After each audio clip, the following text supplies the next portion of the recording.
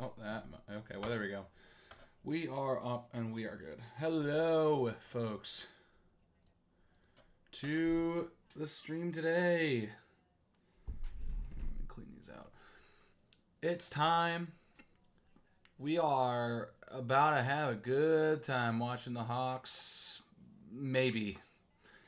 They're going into Nashville, place I don't like going to because the Hawks have stunk there for a couple of years. This actually might be a good time to take a look and see when the last time the Hawks won in Nashville was. Let me go ahead and check here. But regardless, that's what we're doing today. We are going to be watching the Hawks play in Nashville against the Predators. Let's see, they didn't win in their 2 trips last year. Well, actually, they won in 2023, or late 2023 in the season. March 16th, they went into Nashville and won 2-1. So they're on a 2-game losing streak in Nashville, which isn't that bad. But here's the thing. I want to go ahead and check to see if we keep going. They lost the next 2 years, or the next 2 games in Tampa, or in Nashville. Good Lord. And then we go to 2020, which if you guys somehow remember, my videos from 2020 all the way back there, this team pissed me off. Well, and rightfully so, because the Hawks were just downright awful against the Predators, going 1-5-2. The Predators went 7-0-1 against the Hawks. The Hawks' lone win came in overtime in their second to last meeting of the year. They went 0-4 in Nashville that year with 2 overtime/shootout losses. So there you have it. There's 1 win in Nashville for the Hawks since the start of the 2021 season. If you want to go back even more, you get 1 more win in Nashville. Pretty much. 2018. Yeah, so they've won 2 games in Nashville since 2018. Not a good track record. And they've had plenty of opportunities to go out and win, but they have not. So, who knows? Maybe this is when they buck the trend a little bit. Maybe. I don't know. Yeah, you sure hope so. But I think we're about 5-ish minutes away from puck drop. So I just want to go ahead and start this up here before that. As for a couple notes that I have myself, because again, I want to make this clear kind of again before I kind of we get into the game. You can leave chats whenever. Go ahead and feel free to leave whatever chats and whatever messages you want. Just know that I will not respond or really kind of really acknowledge messages until either play has stopped if it's a quick thing, or during a commercial break with some of the more open-ended questions some people might leave. That would be that would be the way that I approach it in a sense, right? But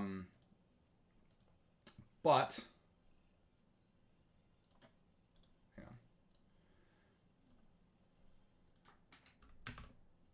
Anyways, so that's kind of the way that I kind of approach doing these. Both teams are not good right now. All right.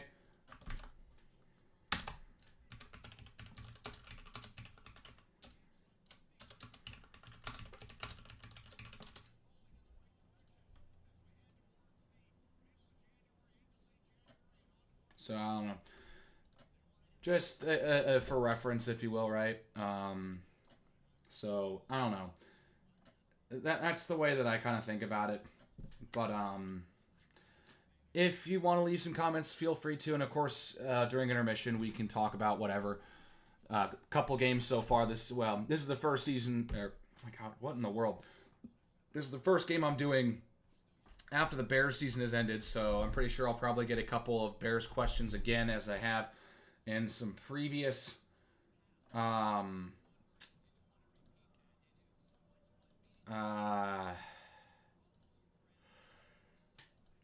my god, previous streams. There, that's the word I was looking for. Good lord. So we've done 3 of these so far. We did the season opener in the Hawks trip to Utah for the Utah Hawk Club's first ever game, which they lost. Did one the next week with the Hawks traveling to Calgary, and then did one with the Hawks playing the Red Wings. Those were all in the heart of the Bears season, so there was some conversation about that. There'll probably be some conversation about the team after this postseason, off-season talk, whatever.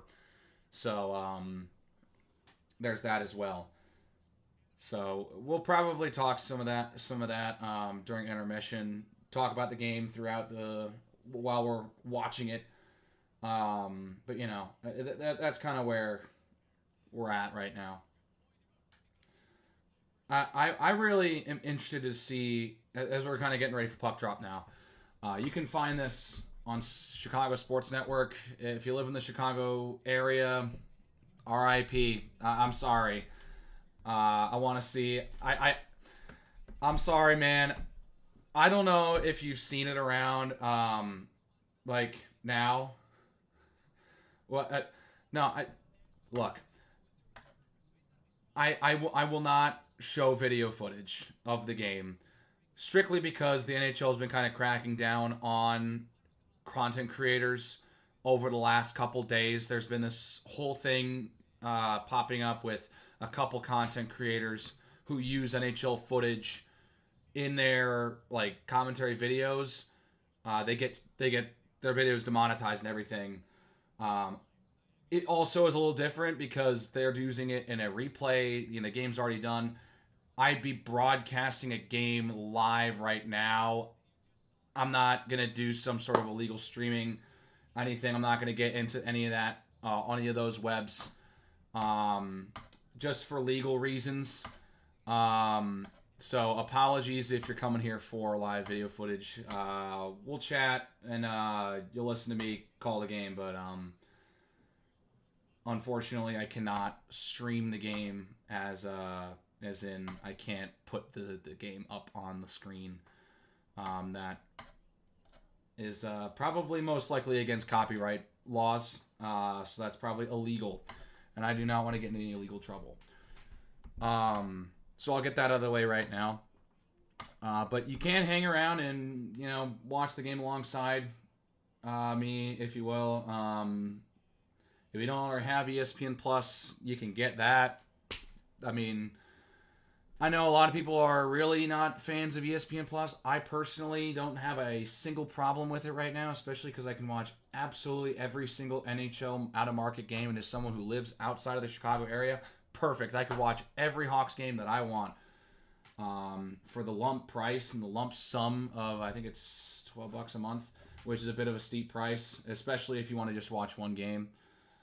But also at the same time, you're getting a ton of other college sports as well. You're getting pretty much any college basketball game you can think of. You're getting a ton of college football games when they're in season. And, there's more and more team stuff that you can get as well. So there is benefits to it. It depends on, where you stand on how much you're going to use it. But that's how I'm watching the game. I'm watching it on ESPN Plus. So yeah. Anyways, we're minutes away from puck drop. Hawks and Predators, both teams pretty bad this year. Two of the bottom 3 teams in the standings this year so far, which is it was kind of expected for the Hawks, but man, the Predators have been underperforming and then some, and that's my big preview on the Preds. Just a really rough season. Both these teams have only 14 wins, tied for the league, for the bottom of the league with San Jose Sharks. All 3 of these teams have just 14 wins. But the Predators have 5 more points than the Hawks because they have 5 more overtime losses. They push games to overtime, but they have been able to finish a couple. So unfortunately, the Hawks, really mostly this season, it's I don't know, they can't force games to overtime. Well, here's a good thing. We were just talking a couple minutes ago about Chicago's record against Nashville. Chicago has 5 straight losses to the Predators. Actually, I'm going to take a screenshot of this. Mainly because it's just a graphic. Let me go ahead and we can talk about this before, puck drop. Yeah, sure, we'll do that. Desktop, where is it? Just took the screenshot. Yeah, okay. They're showing the. Oh, there we go. That's why. There it is. All right, there you go. We're gonna enlarge this all the way across. So there you have it. We were just talking about the Hawks' struggles against the Predators. It's going to continue. Not really going to continue, but it's been a problem. As you can see, 5 straight losses to the Predators, and 1-8-2 in their last 11 against Nashville. And I think their last win against the Predators was on the road, which is some good news. But still, you're not feeling really confident about this one yet, because they went 0-4 against the Preds last year. They're 0-1 this year so far. Yeah, and their last win was March 16th, 2023. Ooh. Okay. This is not what I had. This is not what the projected line said it was going to be. Looks like Soderblom's starting tonight. And he's going up against UC Saros. But, yeah, that says a lot. I'm going to go ahead and just take a screenshot of this as well.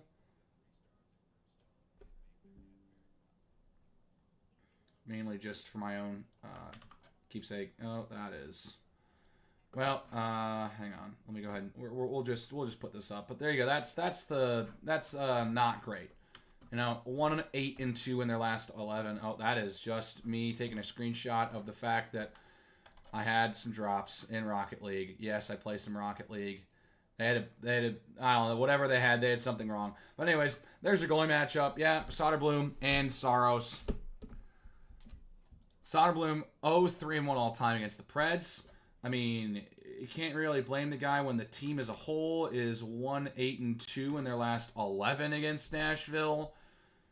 And then, of course, UC Saros, because he's been the starter during this stretch of dominance for Nashville against Chicago. Well, he's 13-3-2 all time against the Hawks. Basically, not a lot. This graphic does not say a lot about this game that's going to go well for the Hawks. This shows that this thing's going to get ugly, it looks like. UC Saros has played very well against Chicago, though he's not having a great season. Well, not necessarily a great... He's not getting the wins, right? He's 9-18-6. He's still got an over 900 save percentage, which is good. He's got 4 shutouts. No Hawks goaltender has one this year. So, I mean, there's a couple things, right? But, that's kind of where we stand so far. Man, they're taking a while to start this game. Still in some sort of pregame. But, yeah, that's the goalie matchup. 340 for Soderblom, which, he's had a better season this year. I think this is... He definitely didn't. I mean, there's no way he played that first game against Nashville. I can't even remember who played in the net. Hang on. I could probably figure that out. All right, let's go ahead and take a look here. Come on, load. But yeah, no, that's so. It has not been good. Let's see. Well, looks like I'm going to do this.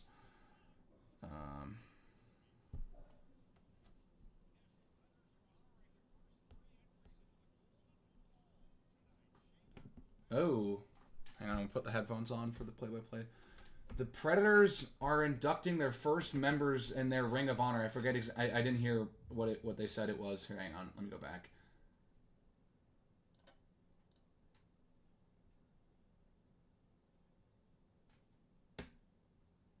The Golden Hall.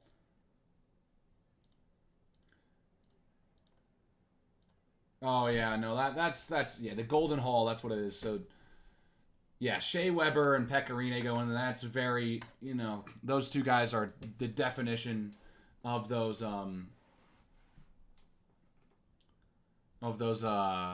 Predators teams that we used to play. And of course, Seth Jones going up to go meet Roman Josi for a puck drop. Seth Jones drafted by the Predators. Anyways, I'll turn the goaltenders off.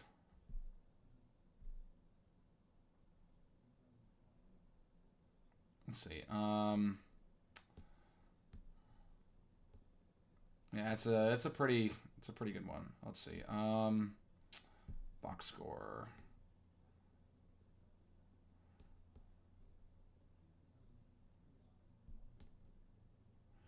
Yeah. Soderblom did not play that first game. Soderblom is having a better season this year than he did last year, so I'm not too nervous yet, but it's not like it's pretty much a toss-up. Peter Mrazek's 8-16-1, and Arvid Soderblom is 6-11-1. So I mean, neither of them are great this year. Soderblom has a slightly better save percentage, 903, just under 3 goals allowed, 2.99. But yeah, it's UC Saros. He's been their rock ever since Pecorine, who's getting inducted into the Golden Hall tonight. He's been the starter since Pecorine retired. So, yeah. Anders Sorensen, yeah. I mean, at least they're not terrible. I mean, they're 6-12.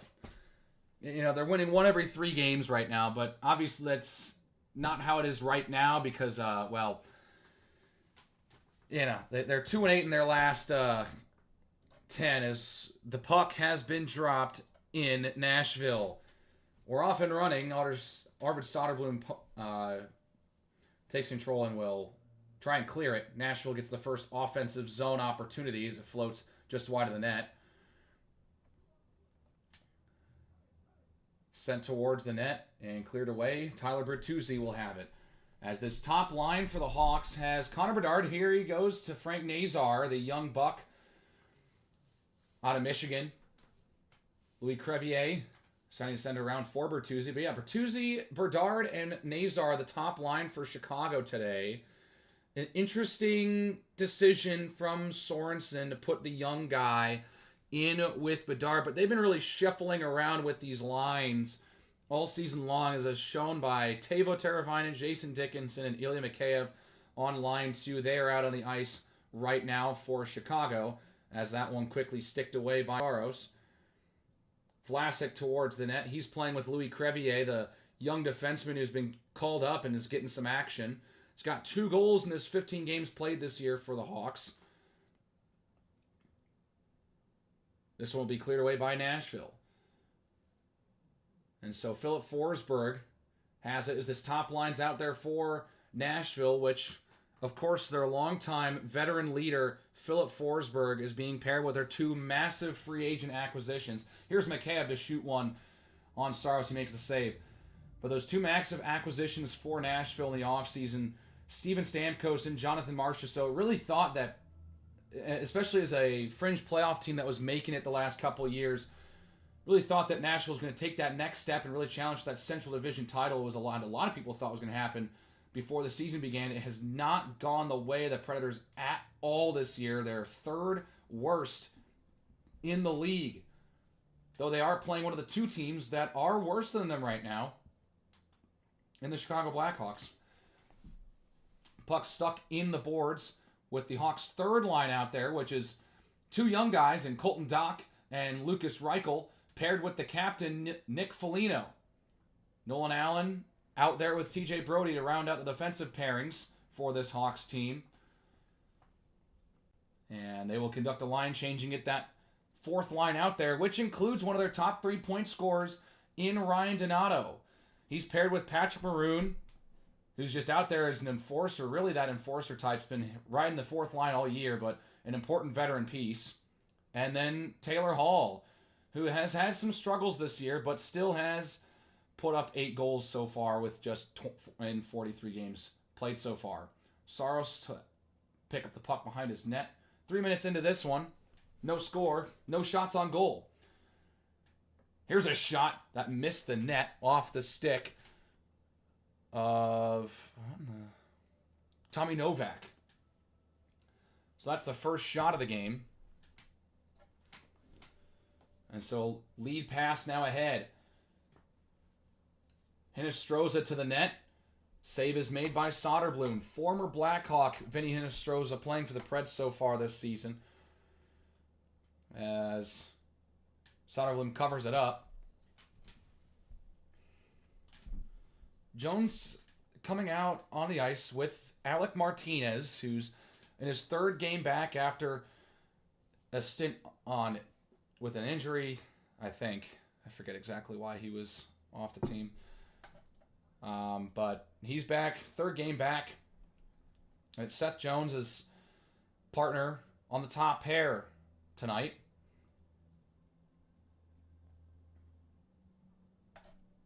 Defensive zone draw for the Hawks lost as they blow play dead again.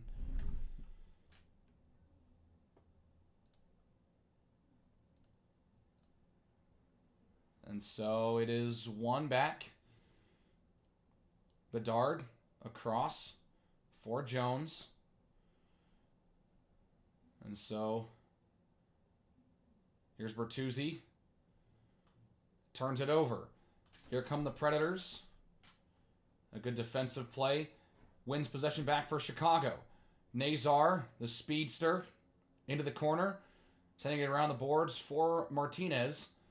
And a slip back to the far boards. Turnover. Here's a chance. Nazar shooting one. Missed the net. Saros might have had a piece of that one, but Nazar had a good chance in front. Jones keeps it in the offensive zone for Chicago before it exits and will be taken back by Nashville. They'll conduct a line change, get some fresh skaters. The lead pass out of the reach of his intended target after a deflection off of, I think, Ryan O'Reilly. And so it'll be icing against the Predators. But yeah, looking at this shot, yeah, Nazar just had a nice turnover right in front. Yeah, nice blocker save from Saros. It was in the right wing circle. It was a good blocker save from Saros.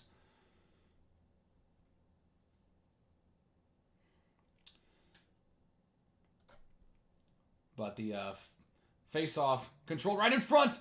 And Saros is able to make a play. Hawks won the face-off, got it to the net, and Saros able to keep it out. Vlasic going down behind the net for Ilya Mikheyev. Mikheyev down along the goal line. Back up top to Vlasic, trying to send it back towards Mikheyev, and he loses possession of the puck. Sent down into the Chicago zone where it's met by the Chicago defenders. Taken by Teravainen as he lifts it over to Mikheyev, who's got some room, decides to put the brakes on it and send it around the board. Saros quickly plays it and leaves it for his defender. Vinny Hinostroza trying to lob it up to a teammate, can't do so. Predators maintain possession after it's cleared away. Soderblom quickly plays it back to a defender after cleared in. Here's Michael McCarron. Over towards Colton Sissons. Mark Jankowski fighting for possession for Nashville before it's cleared away. They fight for it along the near boards in the neutral zone. And it's forced into the Nashville half, where it's taken there by Spencer Stastny. Pass it over to Luke Shen, up into the neutral zone. A nice move, and failing to get a shot there is Fedor Svechkov. Saros will play it away from the net. Taken back by Nashville. They start up another rush.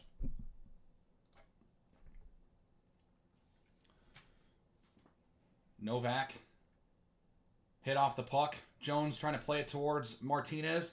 Puck is loose and played back by McCarron towards the front of the net before it's popped up and settled back down. Puck loose in the slot. Now taken back by Svechkov. Turnover again. Novak trying to poke at it. Yossi keeps it in. Hawks trying to clear, and they do. Now ahead comes Taylor Hall, but it will be called back. A hand pass is called against, I believe it's Donato. As we've hit our first break. No score here in Nashville. And so just like that, we've had our first commercial break, and it's been a bit of a lull. Things just keep running. The few stoppages, nothing crazy. All right, hang on. I got to take a call real quick.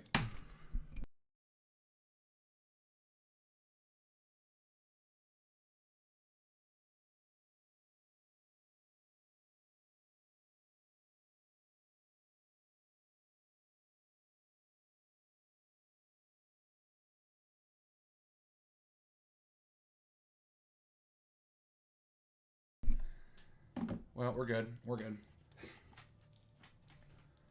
Okay.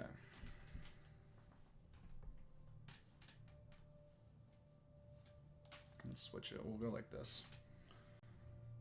Yeah, I don't know. Not much to take away so far. Just kind of both teams feeling each other out. Neither team really finding a good grade A chance so far. So, I mean, we'll see. We'll see what. But, you know, at least the Hawks aren't shooting themselves in the foot so far, it seems like. No terrible turnovers, you know, and I don't know, they had a nice look from Nazar and everything. So, yeah, I'm thinking, yeah, I'm feeling pretty good about it.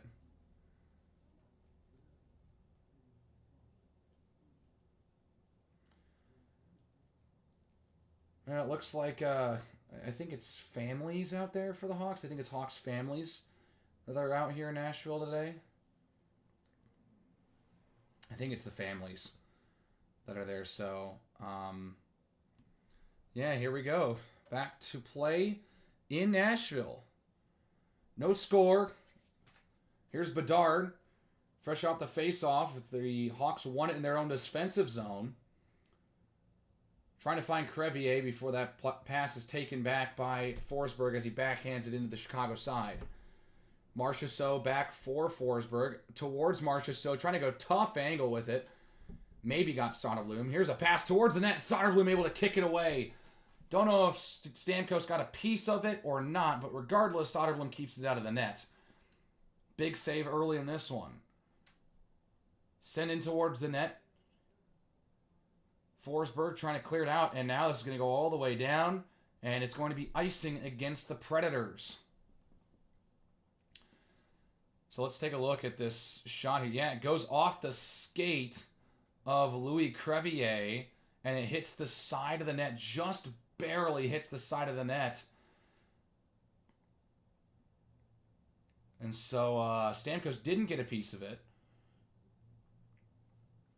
And speaking of Steven Stamkos, he's been hot as of late. He's got points in 11 of his last 15 games. This top line for Nashville has been pretty good this year. It's been the lone bright spot for this Nashville team as this sent towards the net had to be gloved down by Mikheyev. Top line still out there for Nashville. Marchessault, Forsberg, and Stamkos, a truly elite line that has been doing a lot for this team. Marchessault with 32 points, leading the team in goals with Stamkos. Both have 14. Forsberg leads the team in points, has 37. Stamkos has 28 total points. But the rest of the team has struggled a little bit to find their footing. You have Ryan O'Reilly, who's been playing well. But outside of that, it has been a hard...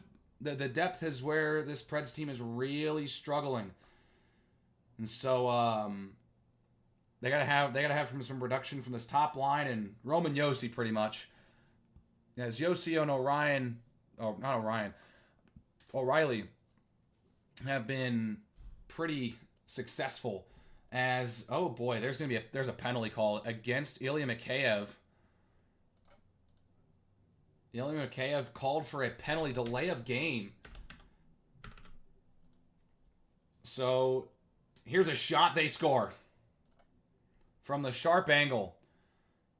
It's Stamkos. And the Predators take a 1-0 lead. Wow, that one stinks. Steven Stamkos.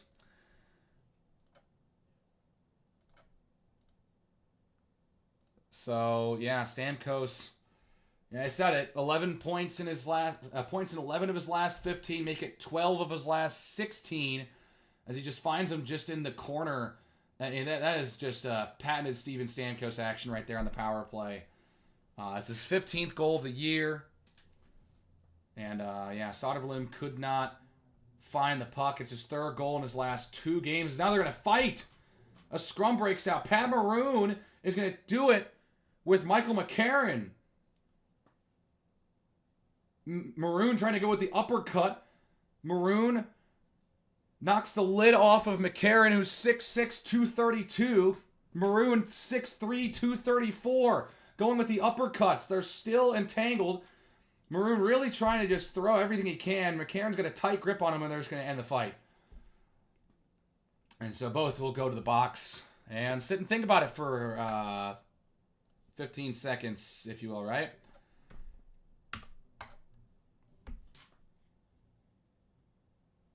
So, Maroon and McCarron decide to drop the gloves. And, I don't know. Pat Maroon trying to fire up this team after giving up an early goal on the road against Nashville. So, we'll see what they got.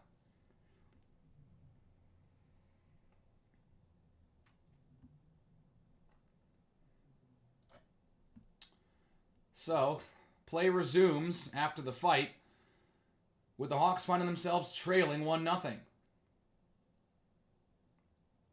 Stick down there by Nyquist, trying to tuck it in by Soderblom, could not do so, as Nyquist has it again behind the Chicago net. Nyquist looking for a play. TJ Brody with some good defense, able to get it away. Stamkos with the goal for Nashville. Yossi and Marchessault get the assists. Here's a nice lead pass. A shot off the stick of Sissons, misses the net wide. Kept in by Jankowski. And so, here's Bedard. Takes it back, leaves for Nolan Allen, as he holds it behind his own net.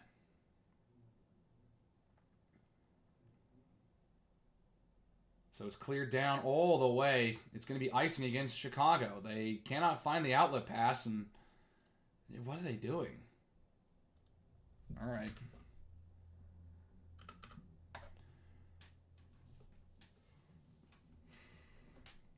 With the Hawks playing on their back foot in the first minute after the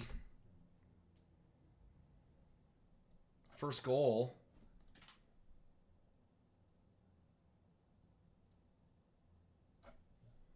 So, face off one back.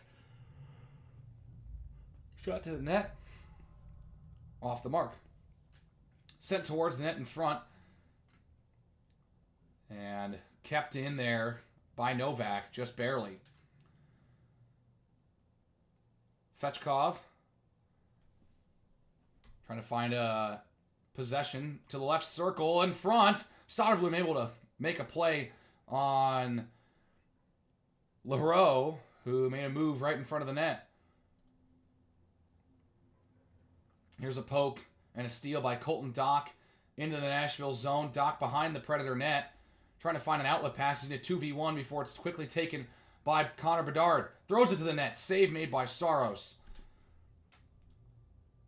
And so it'll be cleared away. Taken back by Chicago. Bedard trying to move it in, which he does. Nazar trying to whack at it, trying to get possession. Now a turnover in front, and Bertuzzi stopped by Saros. Bedard shooting one, and another save, or he just missed it. I think he might have just missed the shot there. And Hawks get a couple opportunities with that top line and can't capitalize as it's cleared back in. Nazar towards Bedard. He'll apply some pressure as Yoshi will clear it away. Mikheyev keeps it in the offensive zone for Chicago. Bertuzzi trying to whack at it. Rolls on top of the boards. And Nashville takes control and will clear it away. O'Reilly to Nyquist. Nyquist.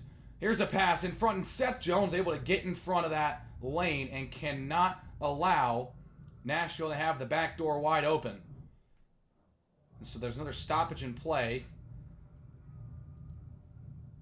Justin Barron looking like he drew a penalty. Yeah, Seth Jones is going to the box.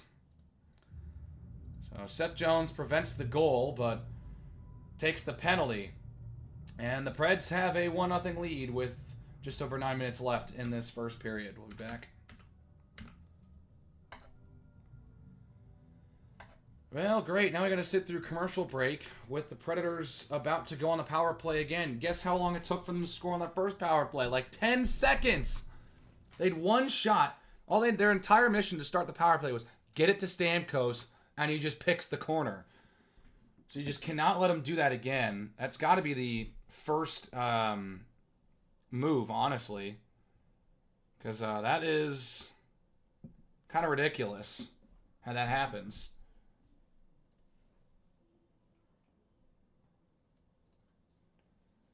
So I don't know, man. This a little tough start. After a pretty mundane beginning to this, we've seen the Predators take the lead and really have all the momentum since then. And now they're going back on the power play.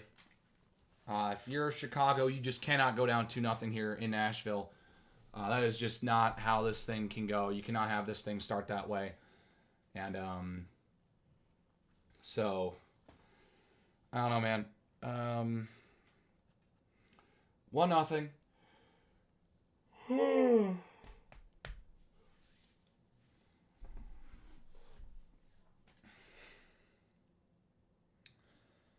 Well,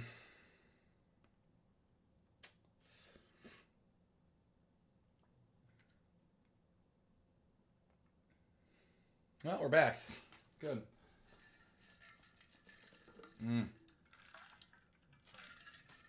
Yeah, the Hawks' next game is at home against Vegas. Yeah, that's tough. Yeah, Vegas next.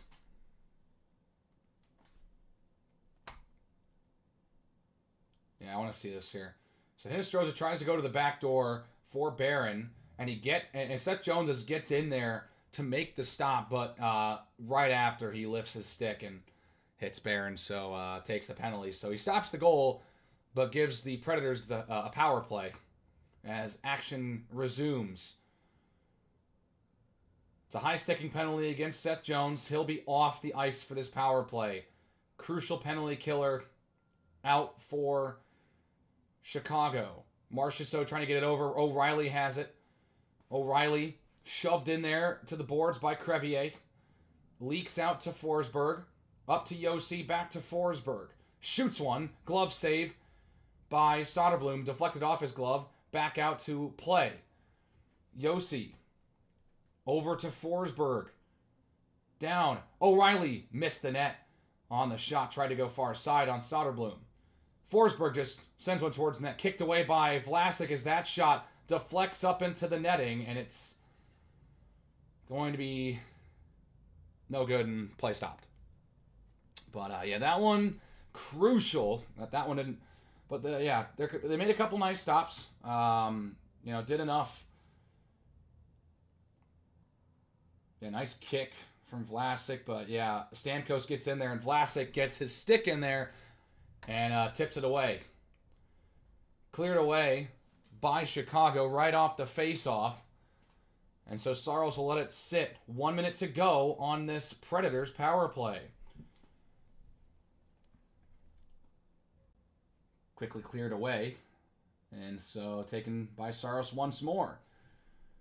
Power play time down to 45 seconds. Here's Marchessault as they send it back. Stamkos loses control of the puck, able to regain it, but he's stopped.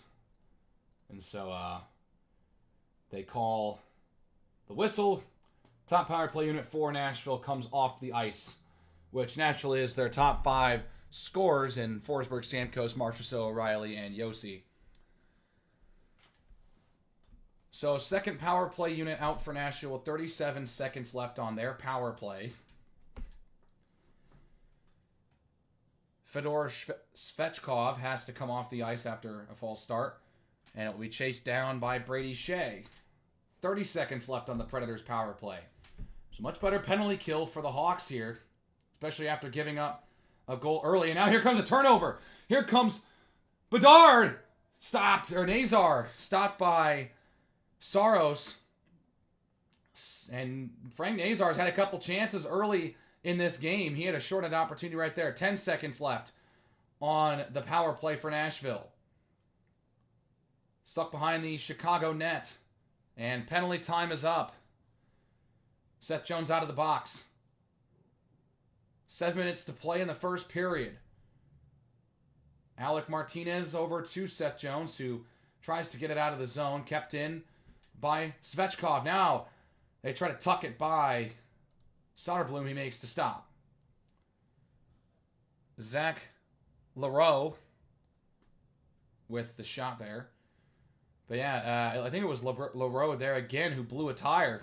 And Nazar just went streaking in one-on-one on a breakaway. Or no, it was Brady Shea who blew a tire, not Leroux.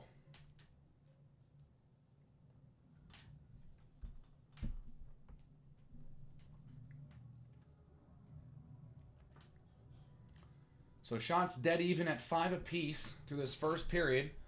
Both teams struggling to get it to the net. Of course, Nashville has the lone goal, which came on their first power play of this first period. They've had 2 now.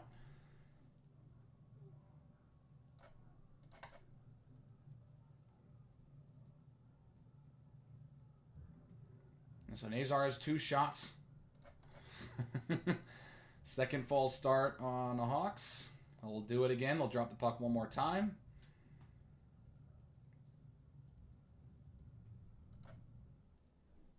Crevier takes the face-off after Taylor Hall wins the draw. Here's Ryan Donato at center ice, gets hit off the puck before Nashville takes over. Colton Sissons worked off the puck by Taylor Hall. TJ Brody has it for Chicago behind his own net and sent up ice. And now they stop play here again. 6.5 to play in this first period. We'll sort out what happens. Looks like it's just going to be a normal face-off. Nothing too crazy.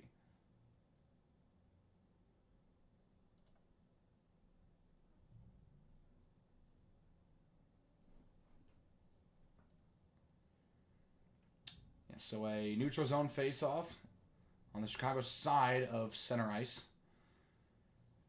Predators get it into the Chicago zone. TJ Brody waiting. Trying to get it towards Bedard in the corner, and he does. Bedard behind his own net, able to get it away, and it's quickly cleared up by Nolan Allen. And so Bertuzzi swings the puck into the Nashville zone before it's quickly cleared away. Vinny Hinostroza will clear it. Now we're good. Here's Jones. Back to Vlasic. Up ahead towards Lucas Reichel. Too far for him and taken back now by Spencer Stastny. Puck loose in the neutral zone. Nick Foligno has it. Bank pass off the back of the net and nearly in front for Reichel. Couldn't finish the tic-tac-toe pass. Vlasic back to Jones towards the net. Just missed the net off the deflection. Here's Foligno behind the Nashville net in the trapezoid. Hit. Reichel swings it back up top. Vlasic holding, shooting one towards the net. And it's in! They score! On the deflection in front! Oh, captain, my captain! Nick Foligno ties this game. And now you've got a review. You've got a review now. Foligno got the goal. It hasn't shown up. Hang on.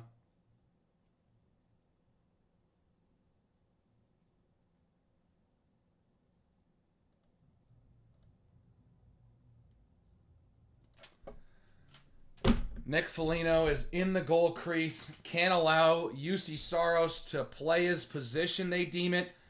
And they're going to call it back. Goalie interference against Foligno. I'd love to see a replay. Well, we're gonna have to wait and see if the Hawks challenge this. But Foligno put it in the net. Hang on.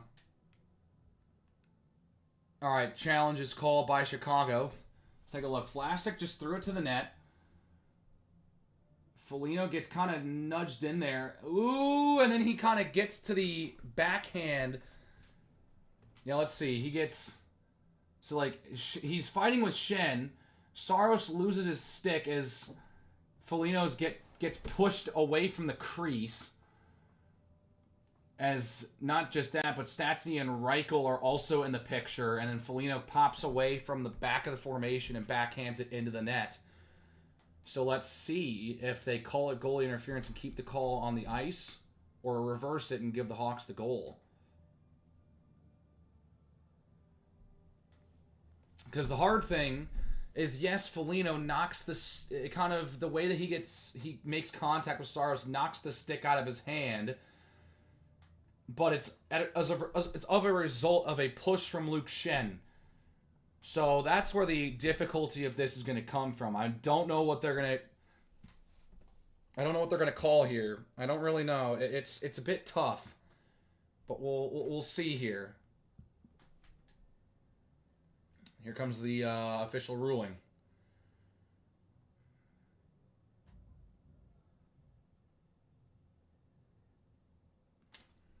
Call is confirmed. So it's going to, not only is the goal going to be disallowed, Nick Foligno will not get on the board here. The Hawks will not tie the game. But it looks like he's yeah, that's tough. That's really tough.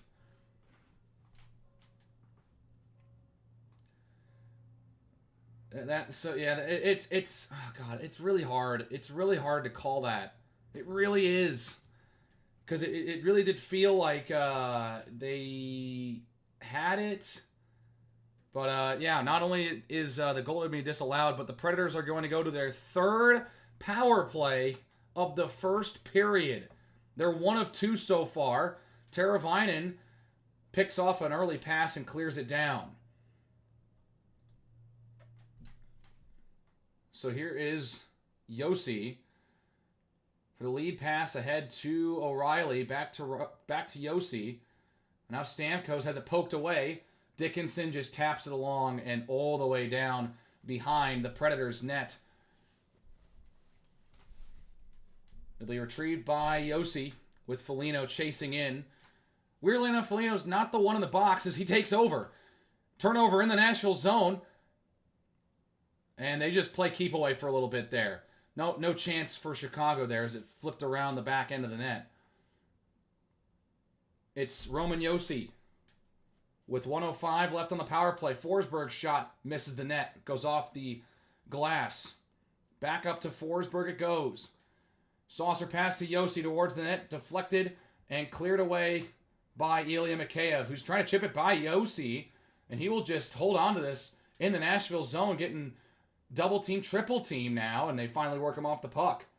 They get the second power play unit out there with 40 seconds left. Leroux trying to poke it ahead for Novak. Crevier makes a play. Now here's Vlasic, and he just holds it and clears it all the way down with 30 seconds. Racing in there is Frank Nazar.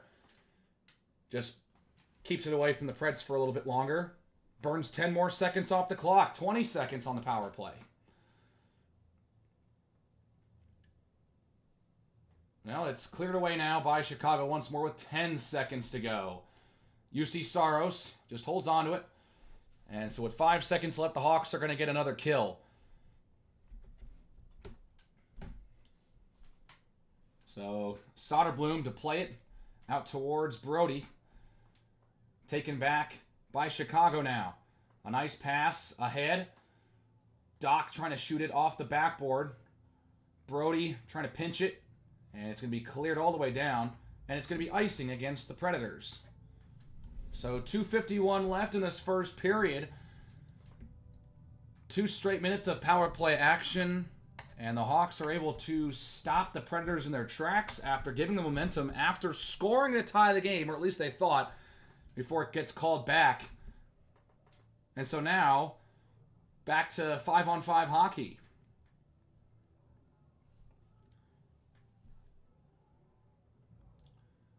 Reichel in the face-off circle for Chicago. Clean win back to Vlasic. Down to left wing circle. Bedard back up. Vlasic shooting one. Missed the net. Bedard spinning. Decides not to shoot. Goes back up to Vlasic. Jones has it. Jones pivots. Leaves it for Vlasic. Vlasic moves in. Right wing circle. Goes behind the Nashville net. Vlasic holding from the corner. Down towards Colton Dach.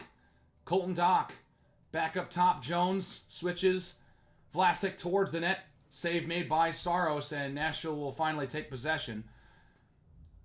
Nyquist cleared it out.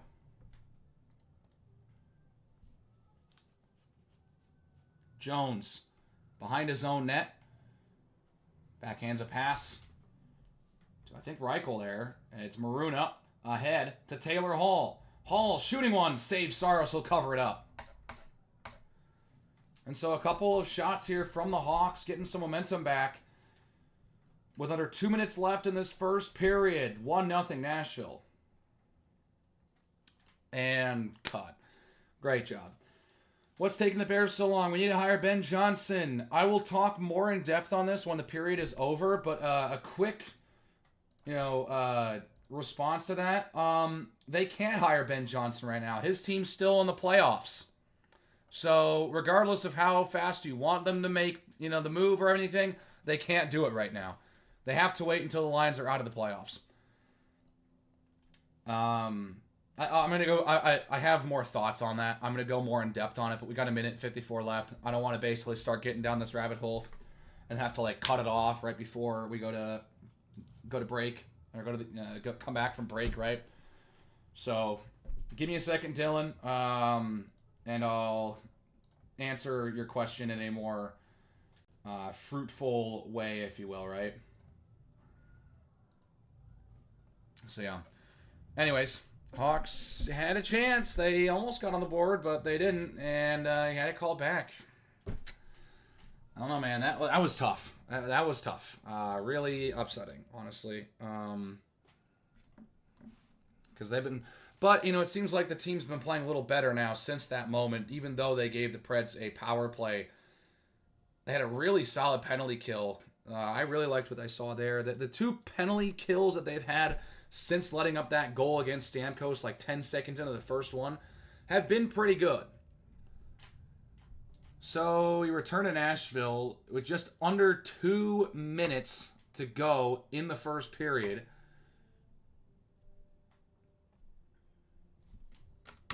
Okay, I like this. We're going to talk about this in intermission, too. They're showing this on CHSN.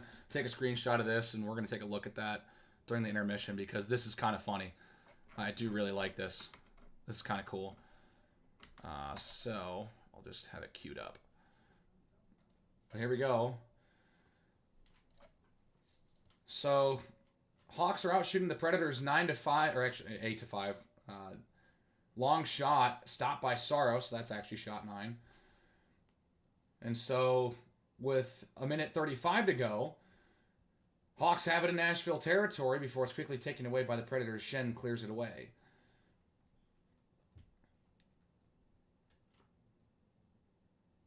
Jankowski plays it around, and now Donato pokes it ahead. Here comes Ryan Donato, alone, guarded by Yossi, and he knocks the puck off of him.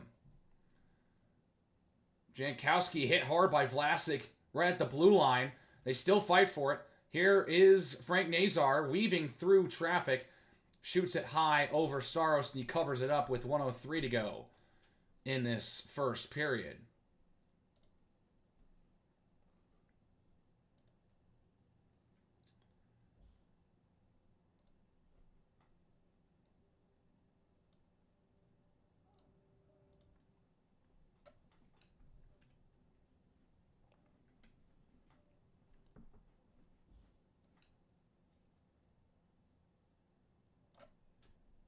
Oh my goodness.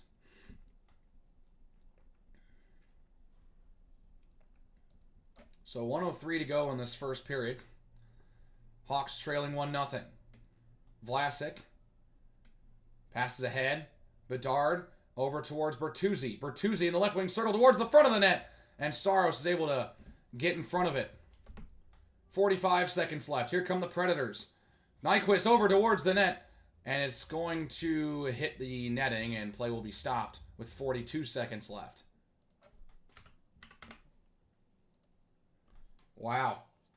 Bertuzzi with a good opportunity. Had a chance to try and go back door towards Bedard, but Saros gets in front, closes the lane, and then it's a bull rush, a 3-on-2. And then Nyquist waits and tried to pass it all the way across to O'Reilly before it got deflected.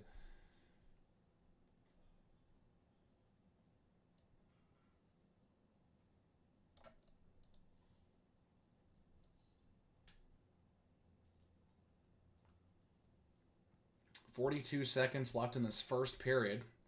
It's a 1-0 Hawks. It's a 1-0 Predators lead. Martinez will clear it. Here's Yossi with 30 seconds left.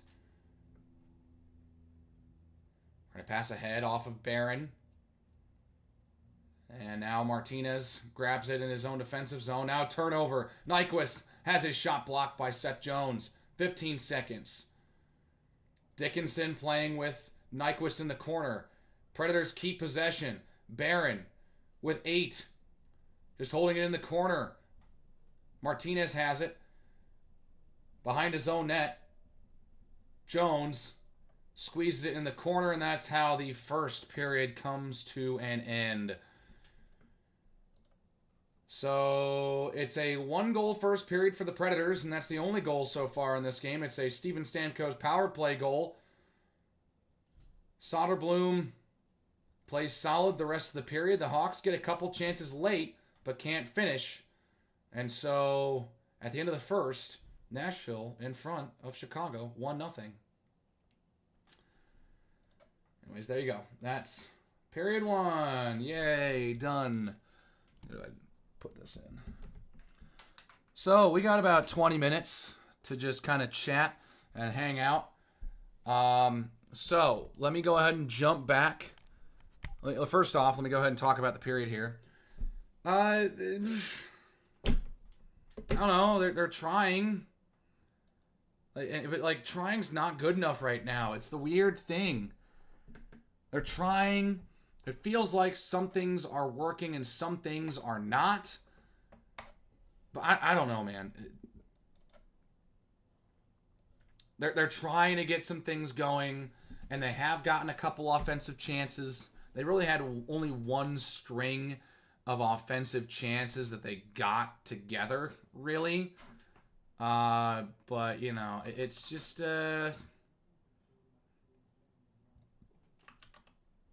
I don't know.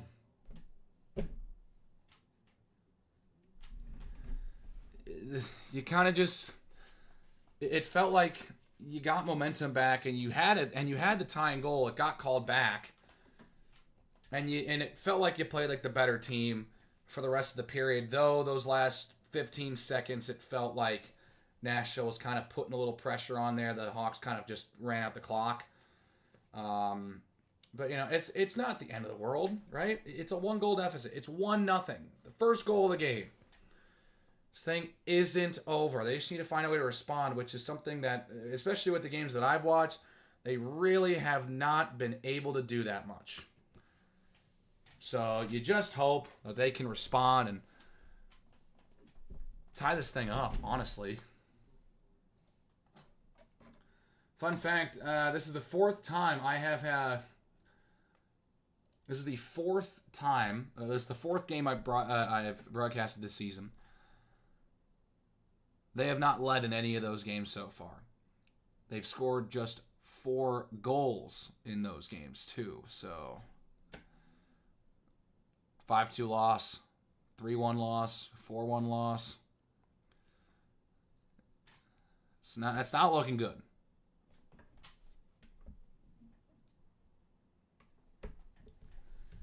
So, I don't know, man. That was tough. You just got to regroup. You got to figure out what you're going to do. And, yeah, really. Yeah, that's it. Regroup. And, so, anyways, hopefully they figure it out. Anyways, let's talk Bears a little bit. Dylan, you asked about why it's taking so long for the Bears to hire Ben Johnson. Well, I'll tell you why it's taking so long. Because they can't hire him right now. I alluded to it a little earlier. They cannot hire Ben Johnson right now. They have to wait until the Lions are eliminated from playoff contention or win the Super Bowl to hire Ben Johnson. Now, you could have they could have taken something from that interview and they could have honestly just said, "Yeah, it's a great fit. I think we got a done deal here."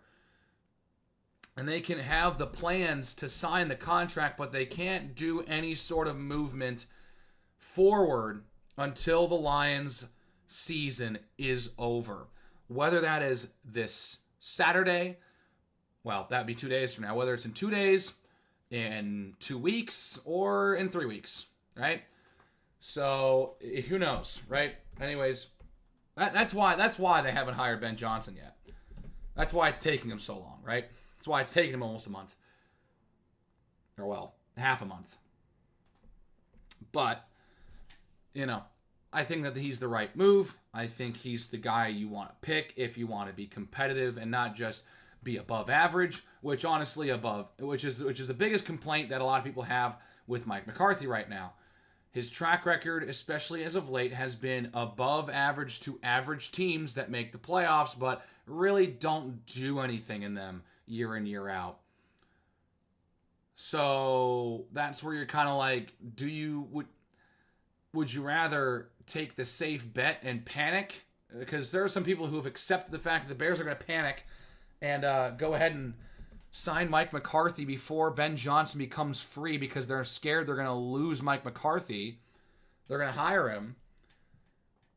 And some people are like, well, I don't understand why people are so upset about Mike McCarthy. I mean, this team's been losing so much. I'd honestly be happy if we won 10 games year in, year out for the next 5 years.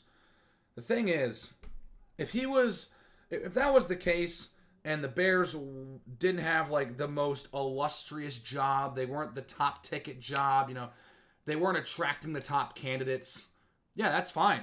That's great.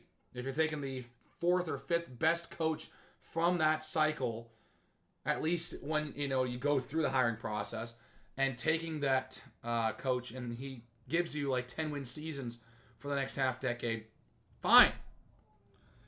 But when you have an option between the safe option of consistently mediocre to above average, as opposed to the boomer bust potential of Ben Johnson, who could possibly take you to heights you haven't seen since the 80s, or it blows up in your face again. But the thing is, the reason why I will forever want Ben Johnson, and my argument against the people who are like, well, I don't want just another coordinator, it's going to be a first-time head coach, and it's just going to be the same thing again.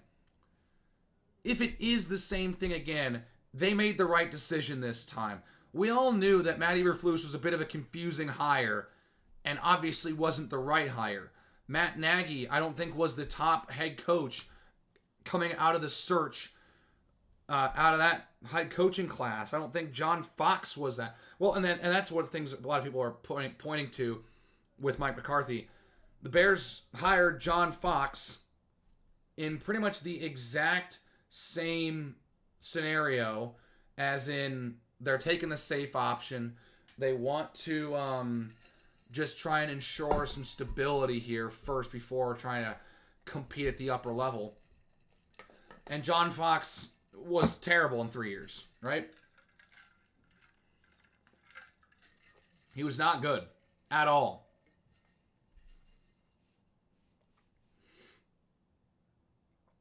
And so,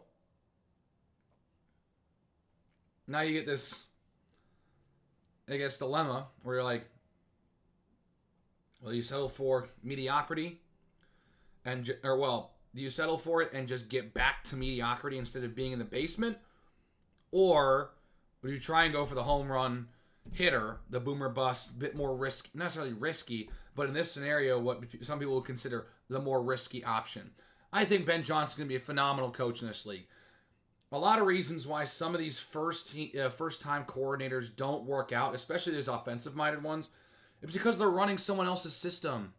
The reason Matt Nagy didn't really work out after the double doink and everything was because he just didn't. He got, well, first off, he got shell-shocked in a sense that he just started getting all overthinking everything. That was his problem, I think. Not trusting the kicker, he was not.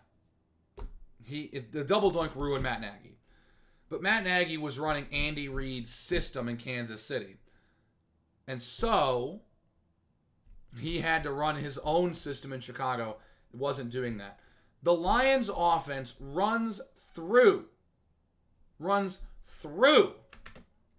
that Ben Johnson offense. He has been crafting a scheme for 3 years now.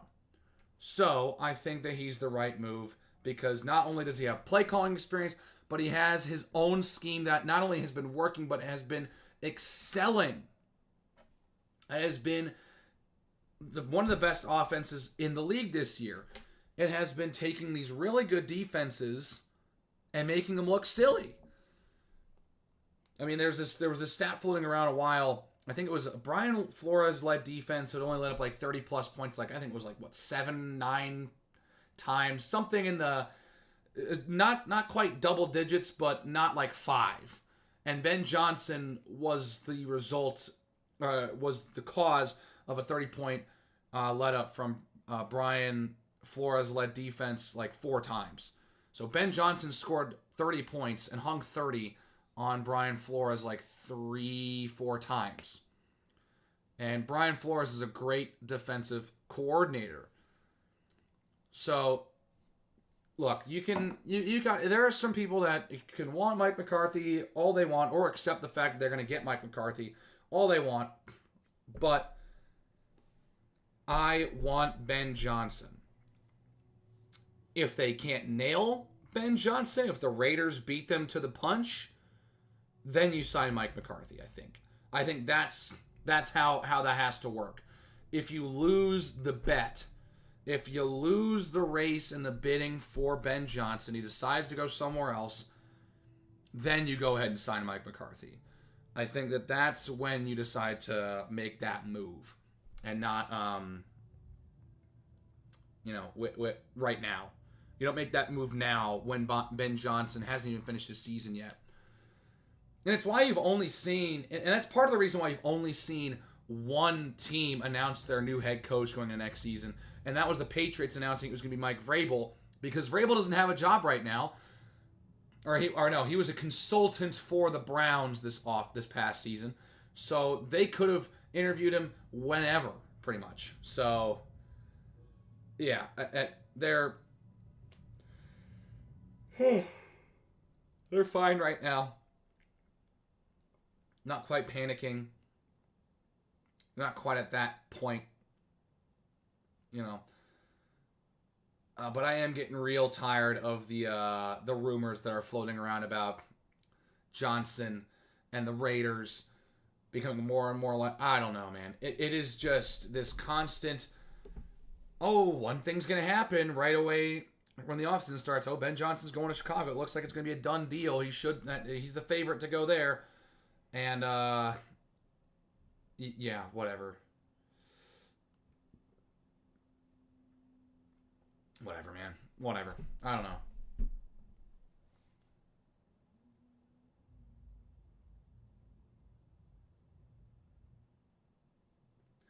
Anyways, there you go. There's my take on the Ben Johnson thing. I knew I was going to talk a little bit about it, so that's why I waited. Anyways, back to the Hawks for a minute before we head back to play. I want to get these in before we get to before we kind of run back into play here. Have this pop up. There are your stats for the intermission. Nashville had 3 power plays. Pretty even on the faceoffs. Even on scoring chances. Hawks had more high danger scoring chances. That's pretty much it. So, you know, it's... Look, they need to find a way to just calm down a little bit. And they need to find their footing. So, I'm not here to panic just yet. But, you know. It's not looking... They're not quite at the spot where you'd think you'd want it to be. Right? So, yeah, about 4.5 minutes until the second period. So, yeah.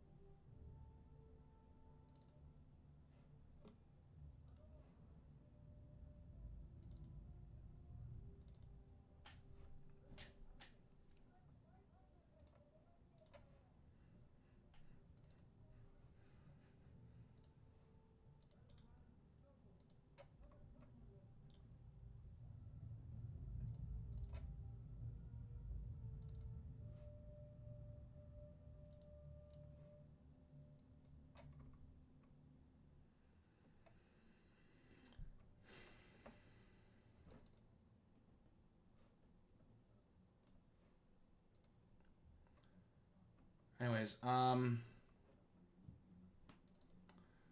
so, well, this game hasn't gone the way that the Hawks would like to so far. And they're going to go ahead and look to change that in the second period. Well, that's kind of it. That's all I got.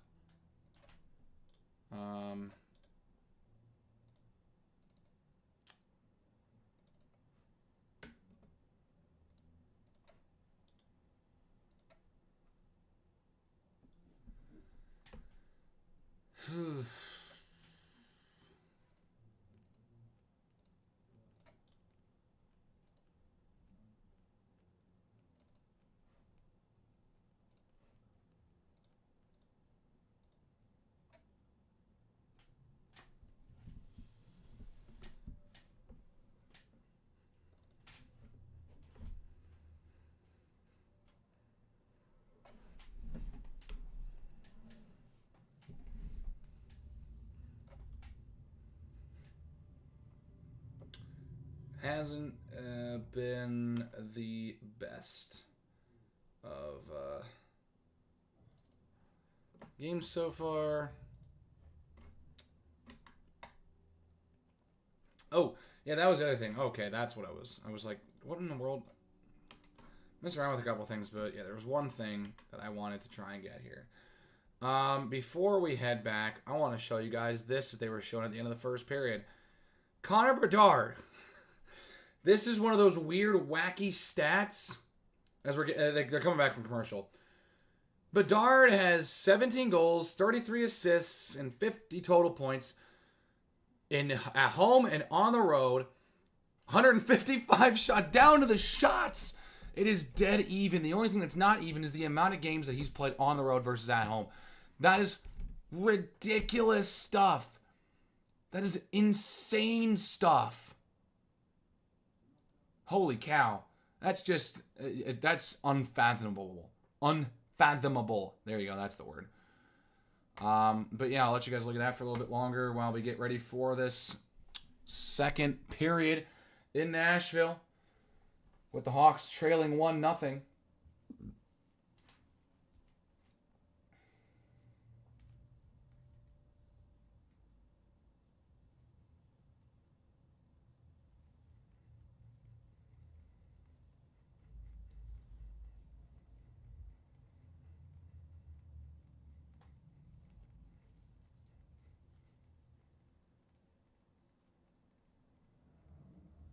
I'm talking about the goalie interference right now. Which, dude, that sucks. Anyways, let's go ahead and just get set. The other way. Let's go ahead and get set for period 2, baby.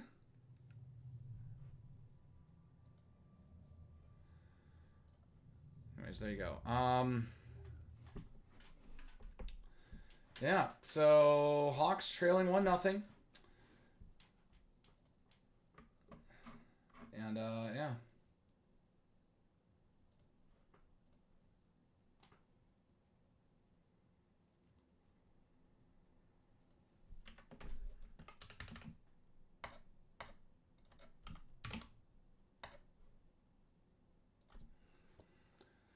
There you go. Hawks, Preds, period 2, off and running. Here's a shot quickly off the draw on Soderblom. He makes the save. Nazar can't hold on to it. Kept in by Nashville before quickly taken by Seth Jones. Lead pass ahead. Taken back by Nashville into the Chicago zone before they are wrestled off the puck. And it looks like there's a penalty coming up. And it looks like it's going to be another penalty against the Hawks. Another penalty against Chicago. Alec Martinez called for interference on Vinny Hinostroza. And so the Predators are going to head to their 4th power play of the game already. Oh, my goodness. So, here you go. It's cleared away right out the get-go. Preds are 1 of 3 on the power play so far with 2 shots. Though this Hawks penalty kill is, despite letting up that goal early, has played well as they cleared again. This is the 4th ranked penalty kill in the league. 83.3% coming into tonight. Coming into this game, here's a shot on Soderblom. He makes a save on Marchessault. But coming into this game, the Hawks, coming into this game, the Hawks have killed 105 of 126 penalties they've taken. So, I mean, they're doing a good job so far on the penalty kill this year, which is one of the few bright spots, just from team play this year for the Hawks. So they're already 40 seconds into this power play and really haven't been able to generate much, but they did get the shot there as it's cleared away again. Saros comes way out of his net to play it away to Roman Josi. Josi lead pass ahead. Forsberg towards Marchessault. They dogfight along the far boards. Allen and Mikheyev over there for Chicago. And Josi picks it up the blue line. Stamkos towards the front of the net for O'Reilly. He couldn't tap it in. Josi back to Stamkos in the left wing circle. Josi a blast. Doesn't quite get to Soderblom, and it's going to be quickly cleared away. Chipped up the ice by Ilya Mikheyev, who will just wrestle with Josi for possession. And now here comes a penalty coming up against Nashville. So Ilya Mikheyev, after clearing the puck, is going to draw a penalty against the Nashville captain. Roman Josi's going to the box, so we're going to have 4-on-4 for 38 seconds.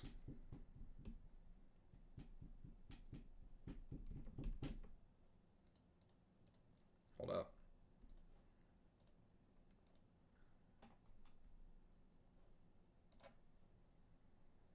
Yeah, that's clearly tripping. So, yeah, it's a tripping penalty. Well, we're just going to have this go away, and I'll pull up the Hawks power play when it shows up. So, yeah, tripping against Josi. So the Hawks will get about minute 20 of a power play themselves.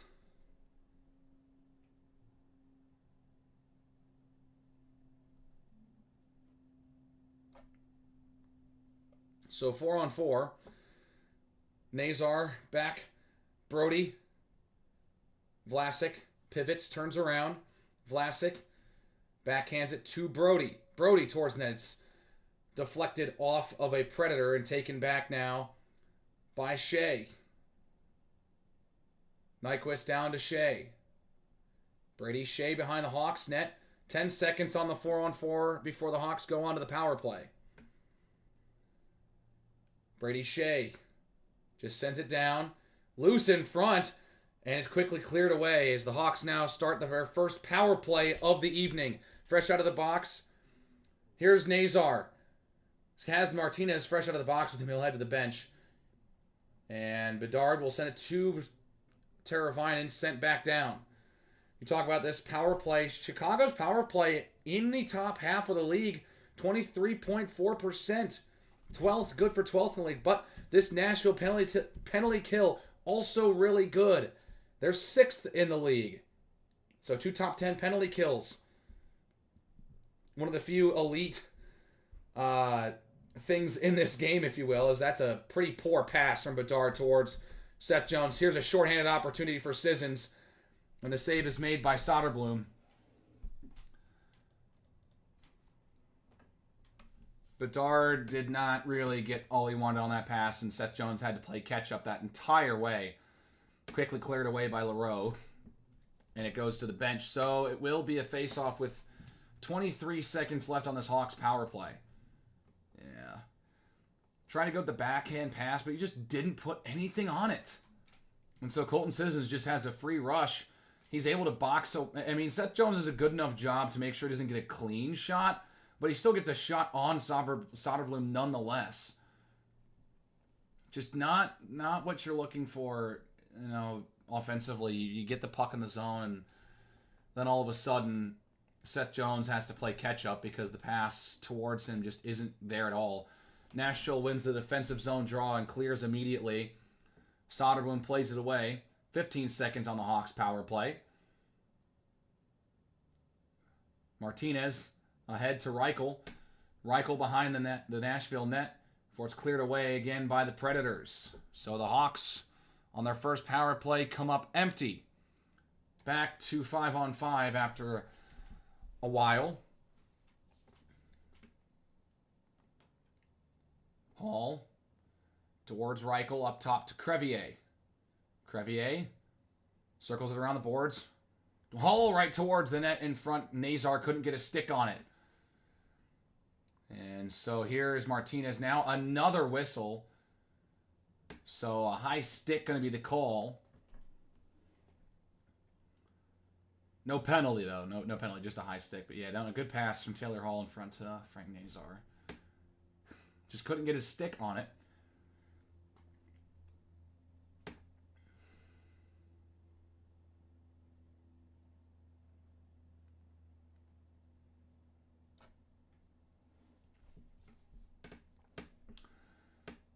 So here's Donato to chase it down into the Nashville zone off the faceoff.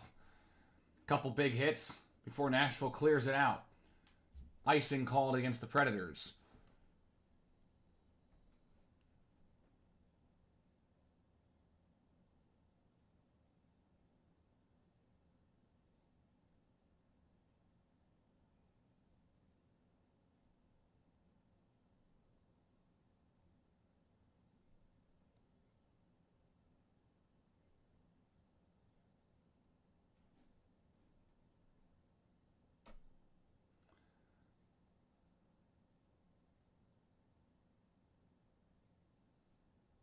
There's a shot.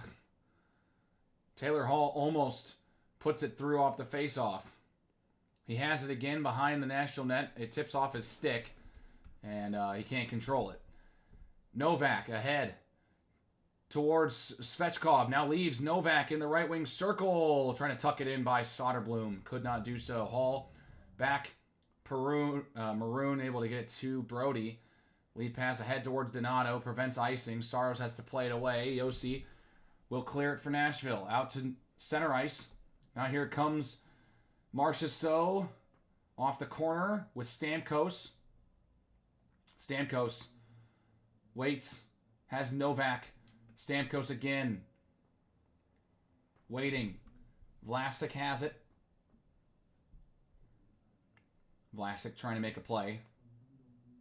Taken back, and now here's Marchessault into the slot. Kept in by Barron. Get alive. Stamkos keeps it in. Feet in front.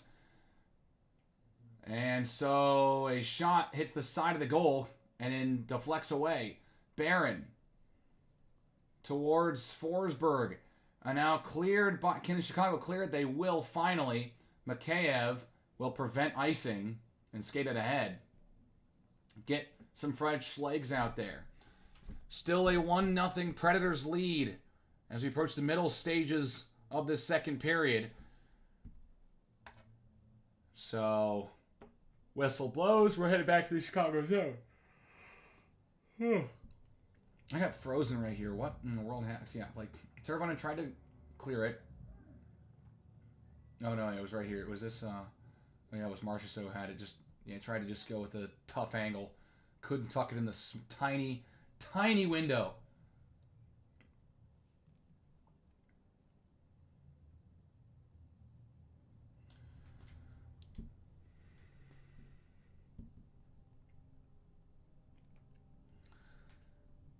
So Jonathan Marchessault nearly puts in his second point of the night. Already has one. He's now on a 7-game point streak.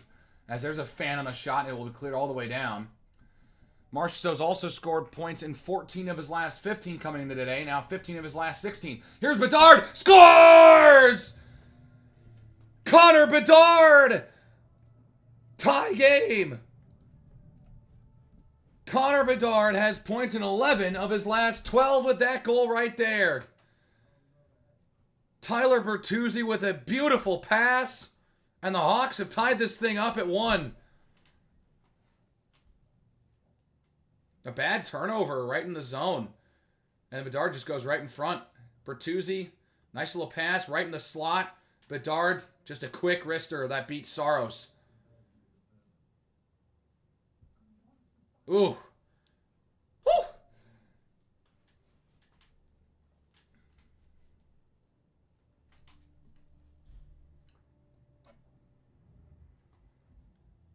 So, fresh off the goal, they put it towards the Chicago net.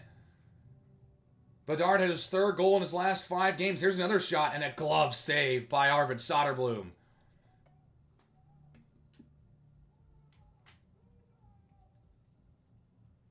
And so we'll go to break. The Hawks tied up at 1. Connor Bedard gets the Hawks on the board.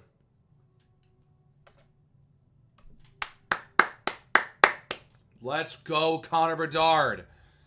I love Connor Bedard. I love Connor Bedard. Hang on, let me grab this real quick.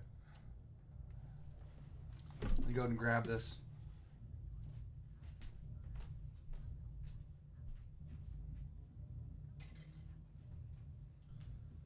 I love Connor Bedard.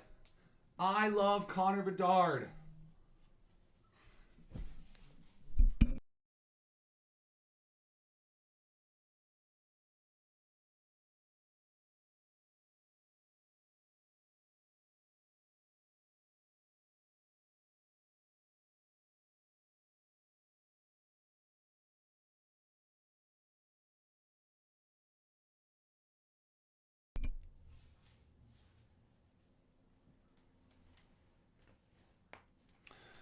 Anyways, Connor freaking Bedard scores.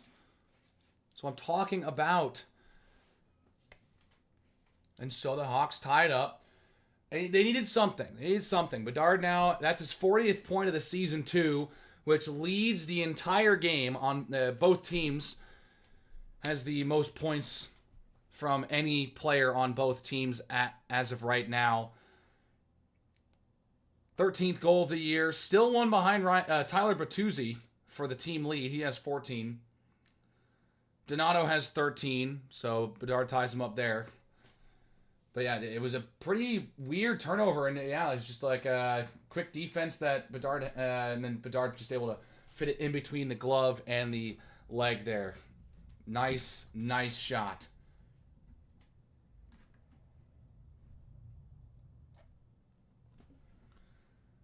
So it's 1-1.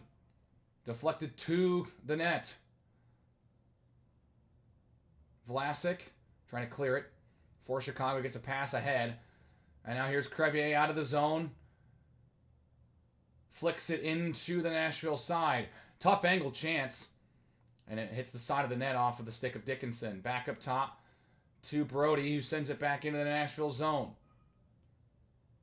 And it's cleared away. Bertuzzi picks up the assist on the Bedard goal. That's just his 9th assist of the year.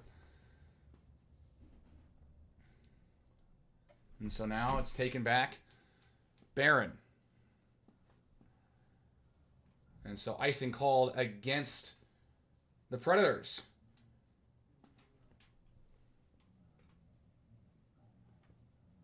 Well, there you go. Oh my goodness.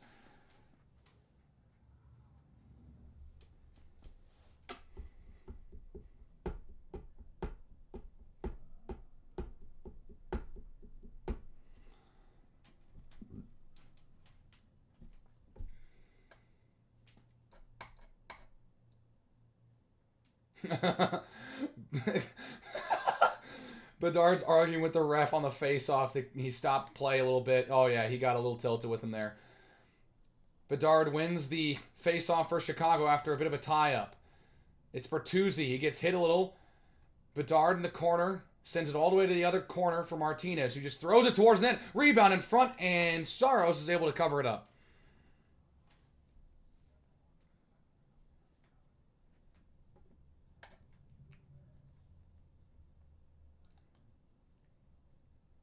Ooh, good deflection by Bertuzzi. It almost gets through, and then he gets a second shot.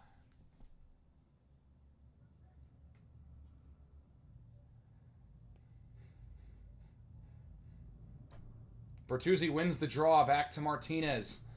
Jones to Martinez towards the net. Bertuzzi trying to get another deflection, and it's in! They score!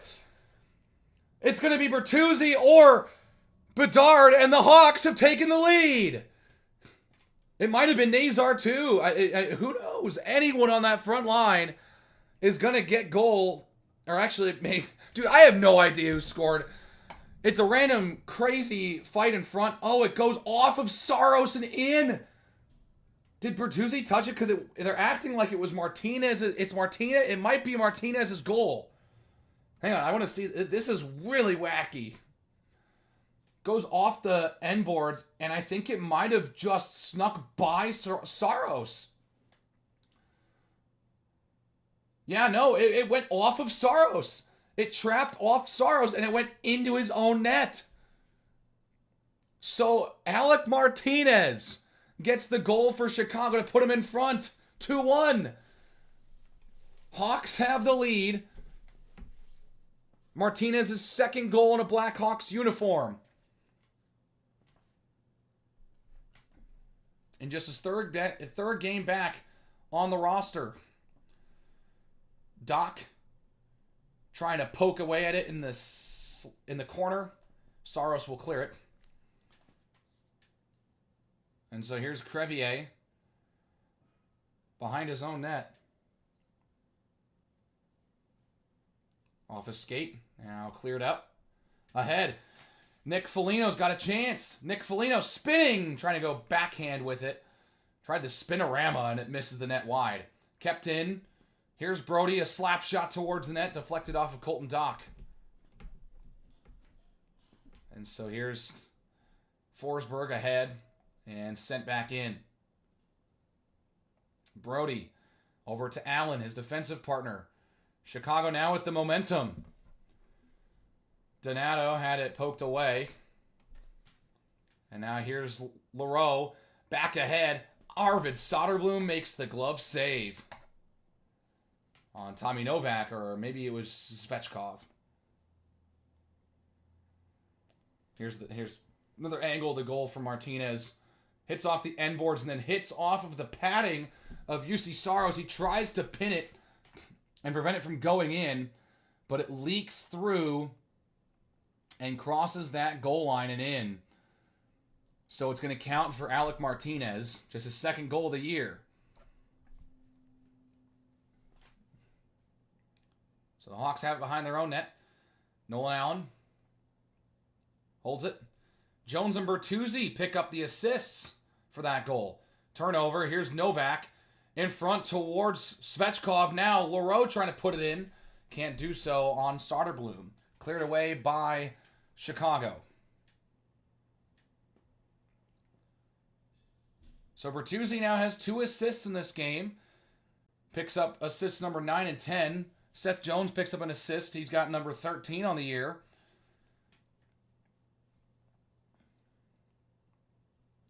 And so it's cleared ahead. Teravainen behind the Nashville net. Trying to make a play. And so now Nashville takes control. Forsberg, and now they're just going to stop play.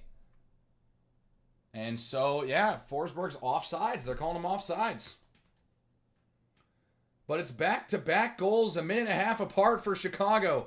And they have a 2-1 lead with just under 10 minutes left in the second. Man, that's awesome. That's awesome. A bit of a fluky play. A bit of a fluky play. But a play that works out nonetheless. And the Hawks have taken the lead. Oh, man, that one's just awesome. That one is just awesome. Get a bit of a weird, lucky play. So, yeah, I'm feeling good about that one. That one, really nice. Really nice.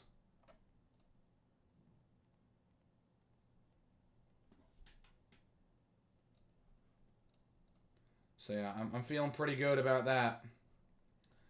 And now the Hawks are playing with the lead for the first time. With me sitting here watching this thing from start to finish with you all. Oh, man, that one feels good.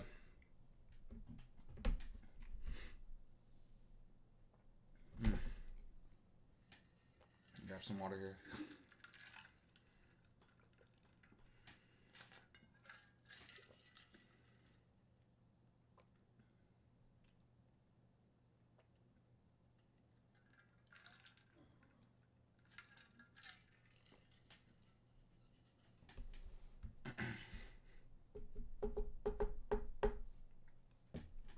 And so we come back to Nashville.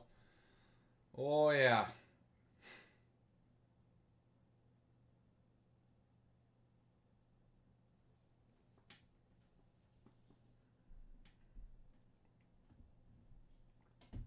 Oh, look at that. Patrick Maroon. They're talking about Patrick Maroon winning the Stanley Cup 3 years in a row with St. Louis and Tampa. He was teammates with Ryan O'Reilly, Steven Stamkos, and Luke Schenn on those teams, who all play for Nashville right now. So pretty cool stuff.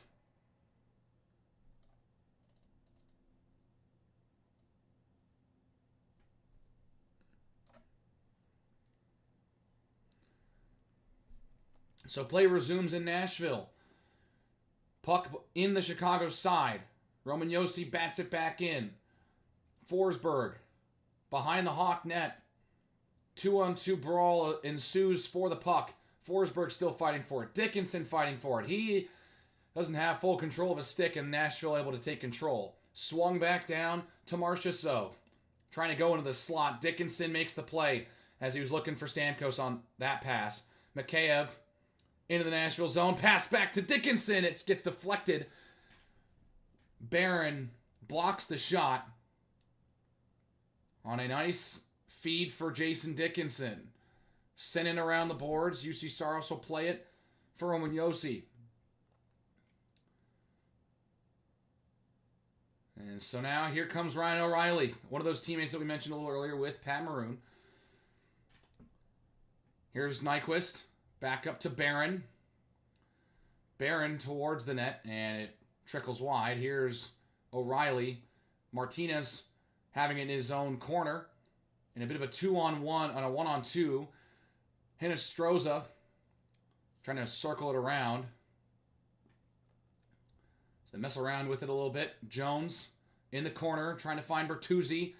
Kept in. Nyquist. Nyquist was hit down. Still in front. O'Reilly fanned on a one-time shot in the left wing circle. And Chicago able to finally take possession. Alec Martinez will clear it out. But quickly taken back by Nashville as they re-enter the zone. 8 minutes to go. It's kicked away. Couldn't hold on to it. And now here's Bertuzzi to try and take possession. Now it's back into the Chicago side again. O'Reilly towards Hinostroza. And now Bedard has it. Trying to get it ahead. Bertuzzi just whacks at it and clears it. Preds still take control, though. Soderblom playing it behind his own net. Leaves for Seth Jones. He elevates the puck out of the zone. Colton Dock in the neutral zone trying to find possession. So here's Jones. Bedard to the side. Foligno.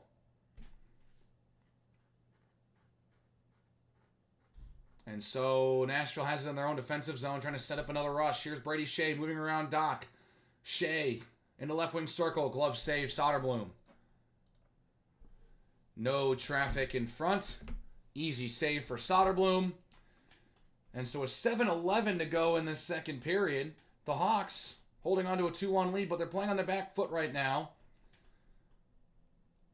Nashville's had prolonged possession time here.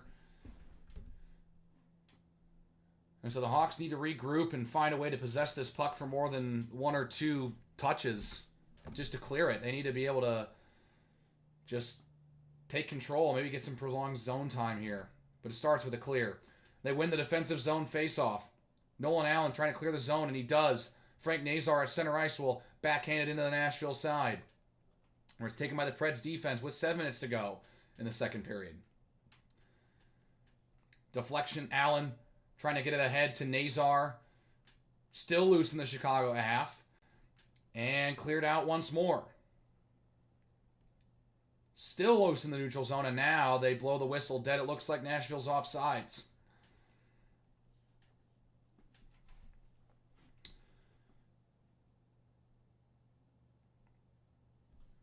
$15 shots for Nashville, 14 for Chicago. Hawks up 2-1.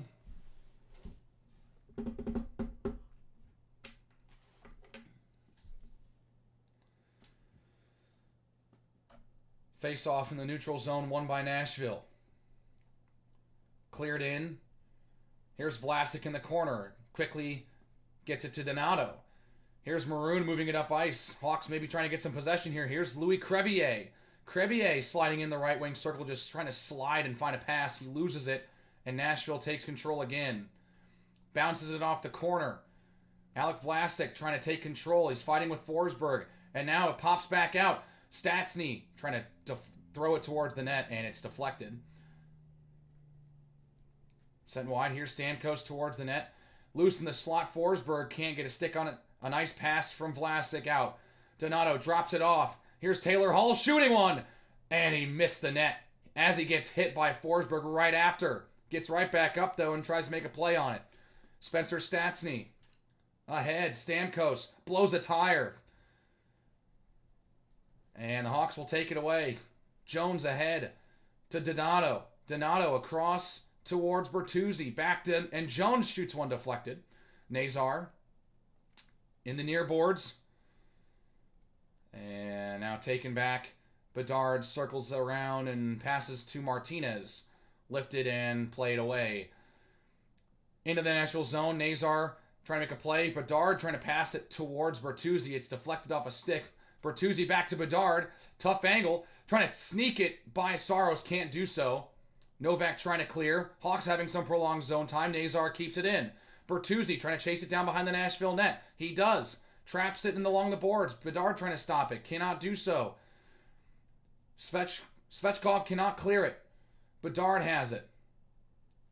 Off the far boards to the near boards to Jones. Mikheyev. Waiting.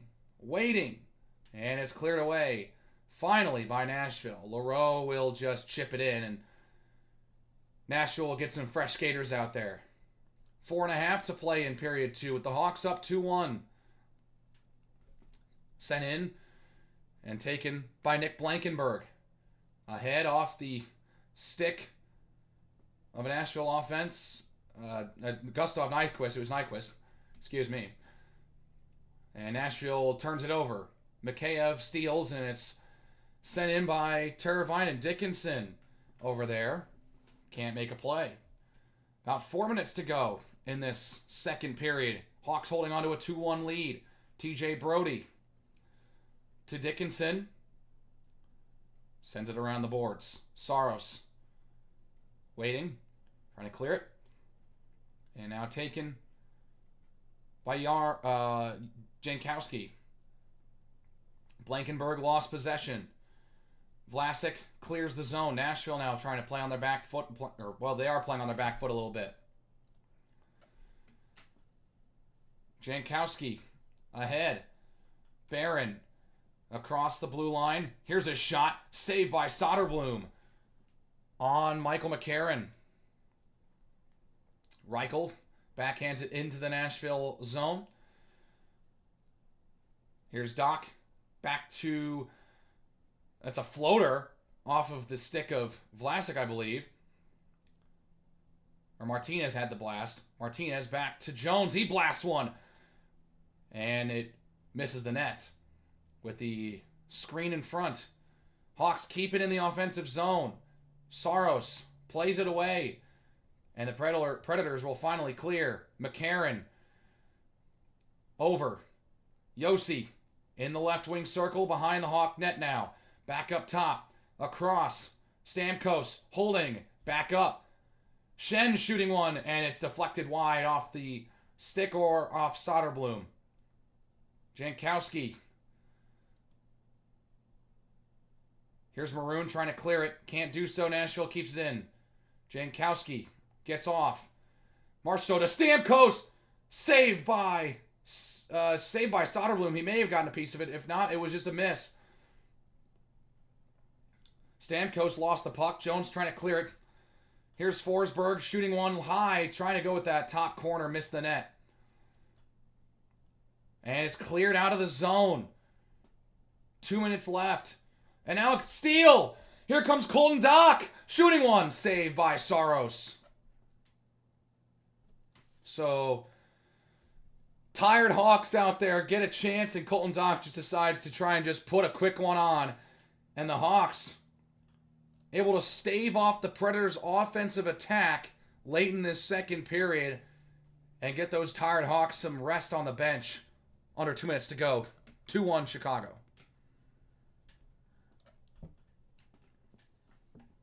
Yeah, no, they were playing on their back foot for a while there. It felt like they were probably going to give one up. That Stamkos shot, I was like, oh no, he's got a good look. And I don't know if Soderblom got a clean save on it, but regardless, it missed the net.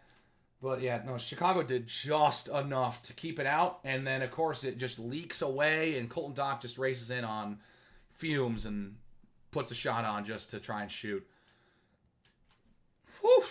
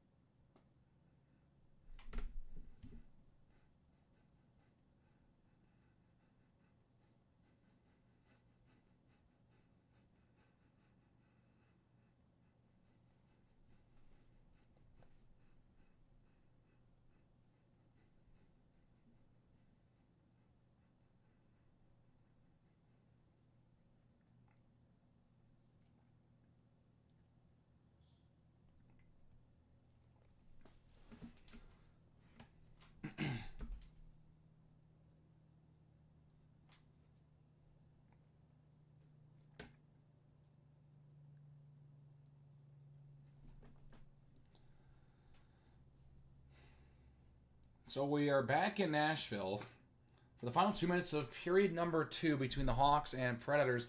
It's a 2-1 Blackhawks lead. Colton Dock just had a nice shot breakaway on UC Saros, playing tired late in a shift. Gets a couple more strides to try and score his first NHL goal. Couldn't beat Saros to put the Hawks up 2, but it will be a offensive zone draw for the Blackhawks, leading by a goal after a huge defensive stand. Top line out there for Chicago. Bedard, Bertuzzi, and Nazar. Inside 2 left in the second. Crevier.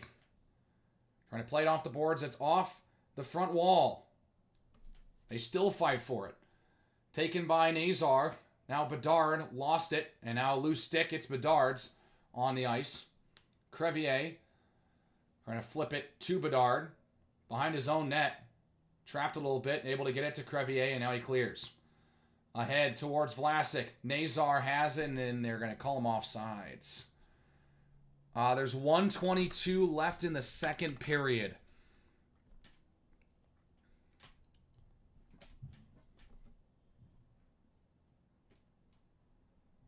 Hang on. There's the accurate shot counter according to CHSN.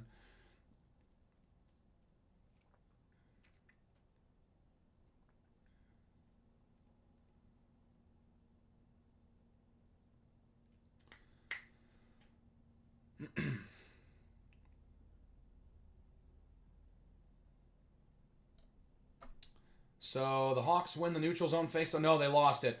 They had it for a second. Philip Forsberg steals it from Martinez, and he has a tough angle shot stopped by Soderblom.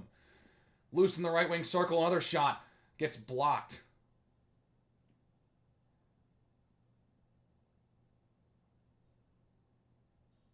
Cleared away. And it's Teravainen now.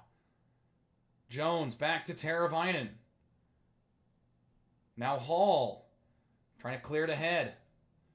Vlasic over to Jones. He throws it to the net. Saved by Saros, and they will cover it up. Just want to know your meeting. Oh, so your friend is at the game, or they're what? They might be. Are they at the game? Yeah. There's the second period's almost over, so there's one more period after this, and that's a 20-minute period. So there'll be about 20 minutes in between the second period and the start of the third period, and there's 20 minutes of gameplay in the third period, which will probably take about 30 to 35 minutes, depending on, commercial breaks and whatnot. Yeah, he's there. Oh, that's fun. See, a Preds fan or a Hawks fan that just lives in Nashville. 30 seconds left in the second period. And it is Mikheyev to clear. 25 seconds left in the second period. Reichel in the corner trying to win possession for Chicago. And it was taken back by Nashville, but Yossi fanned on it. They still fight for possession, and it goes out of the reach of Barron. Now ahead to Yossi. Hawks, baby. Lives in Nashville, both Illinois natives. So I'm talking about 5 seconds left, and that will end the second period. And so going into this period down 1-0, the Hawks will leave the period with the lead 2-1. 2 goals from Connor Bedard and Alec Martinez puts the Hawks in front of the Predators on the road. Big time lead. Fighting back. And now, with just 20 minutes left to play, the Hawks have a chance to go into the locker room with the lead. 2-1 Chicago after 2 periods. Both Illinois natives, that's super fun. I'm guessing, he lives in Nashville. That's sweet. Yeah, one of 2 chances to go see the Hawks this year in Nashville. That's the first of 2. When's the other time they play in Nashville this year? I have it logged somewhere, wherever it is. March 8th, they're in Nashville again. Yeah, hockey's a great sport. I'll tell you what. Yeah, I understand, just a bit of a transactional, but yeah, no, it's, I'm telling you, hockey's a phenomenal sport. Love hockey.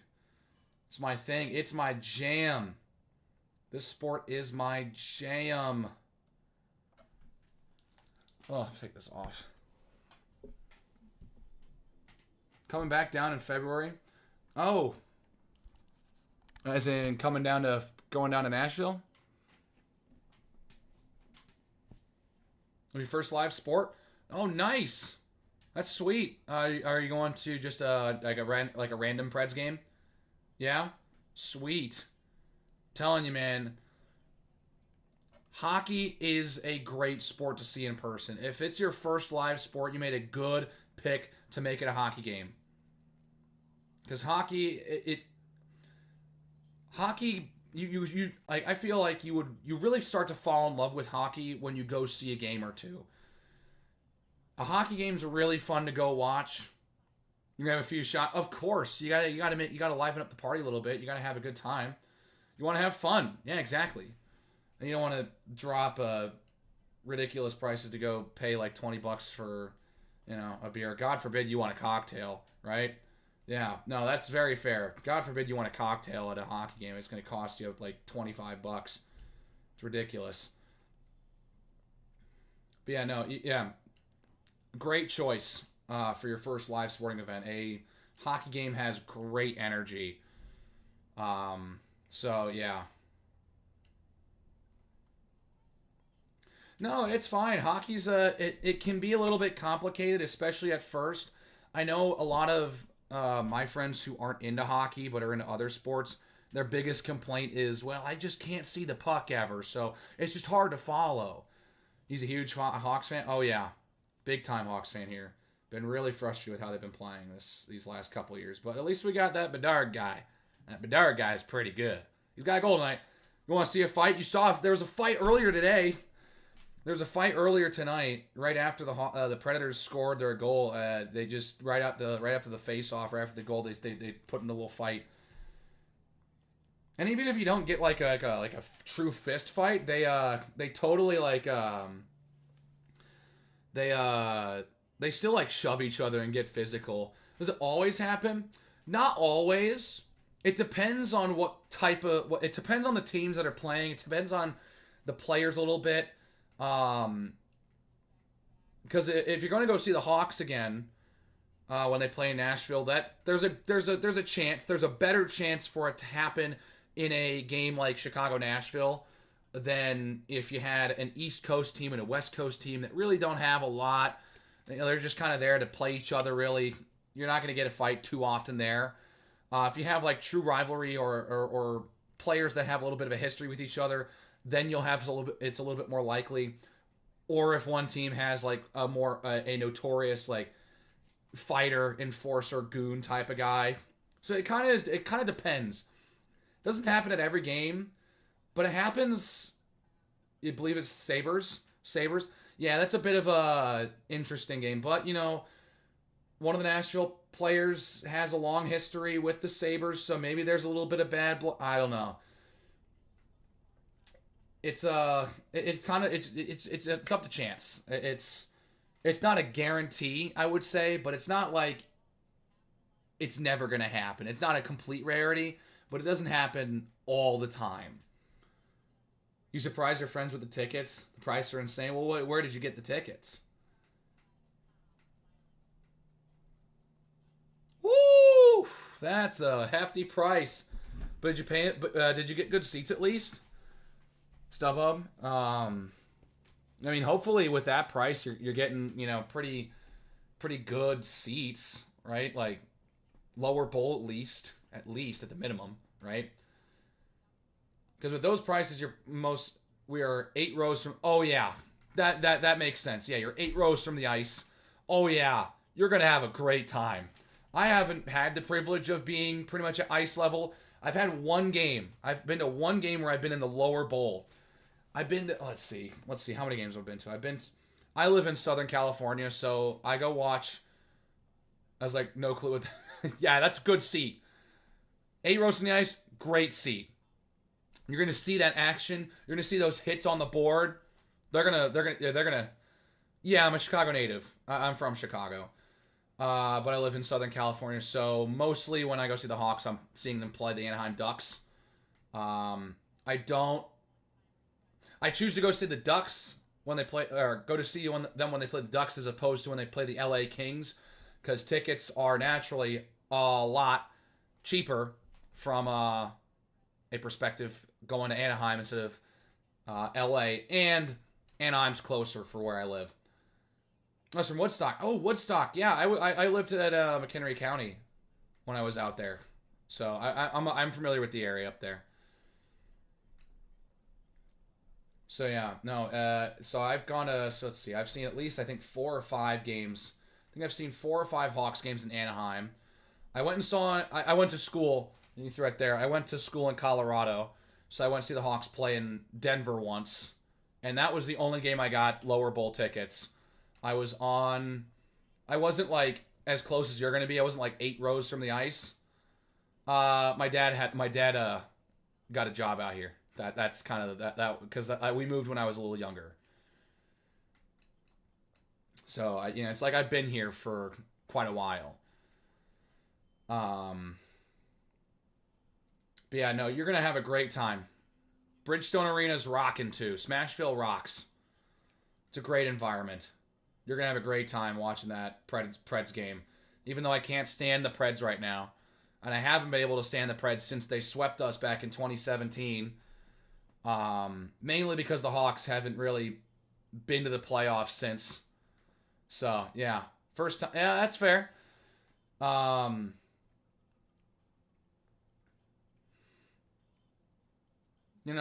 Hockey's a great sport, especially when your team's good. Like, hockey can be really hard to watch when your team's bad. Keep telling me not to buy tickets. You said the lower than price close to the date. Sometimes, yeah, because people are trying to sell tickets. For the game. Wow.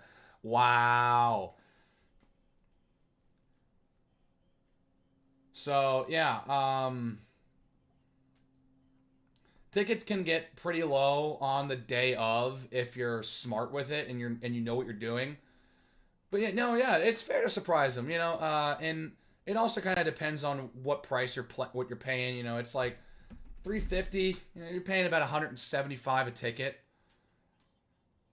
for seats that are like not right up on the glass, but are pretty close to the glass on ice level. It's pretty good. It's pretty good stuff. I will not complain with that, and that's kind of the price that you'd expect usually for a game, especially if you're selling out the arena, which Nashville typically does on a given game day. So, yeah, yeah. Like if this was he bought his ticket a while back, so I want. Yeah, that's fair. You knew it was coming up on the calendar, right? You knew it was coming up. The best way to go about it is usually, you gotta, if you really want to go, you don't want to do too much searching and be too picky with what the price you're paying and everything, because that's just not good. Maybe I should have waited, but I jumped the gun. That's fine. I think $350 is fine for 2 tickets, in the lower bowl.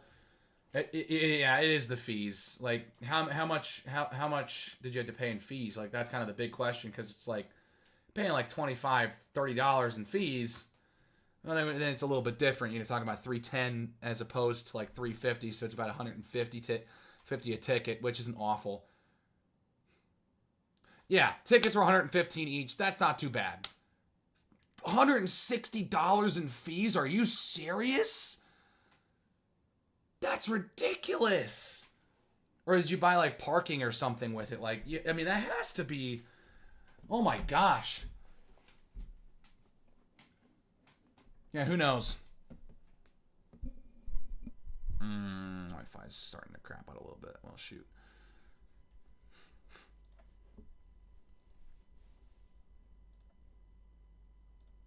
I don't know.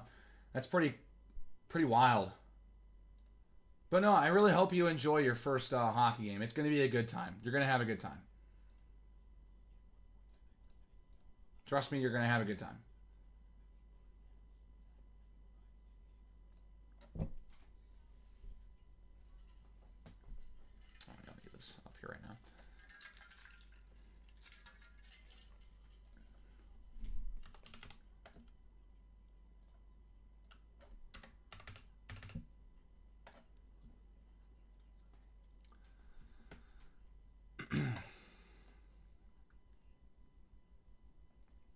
Hockey is my jam. I am a avid advocate for all things hockey. A lot of people this time, they shift their attention from football to... Oh, he lives 10 minutes away from Bridgestone. Yeah, that's a pretty good location. So that's not too bad. Yeah.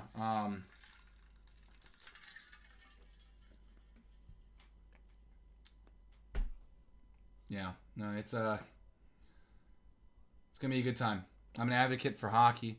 A lot of people really move their attention to basketball around this time of year, and I just don't like the NBA. I think the NBA is just a little bit of a it's going through a bit of an identity crisis right now because it feels like there's so much going on with the NBA that I'm just like, it's less about the game, more about individual players. I want to just watch a team play and whatnot. It's why I watch college hoops as opposed to the NBA. So I shift my attention professionally, when the NFL wraps up, to the NHL because I really enjoy the NHL. And then when the NHL wraps up, it's baseball season until the Bears start playing again. Well, I hope I get a kiss for at least the very least. Well, isn't that like a fair price to pay for gifting someone tickets, right? You think so? I don't know.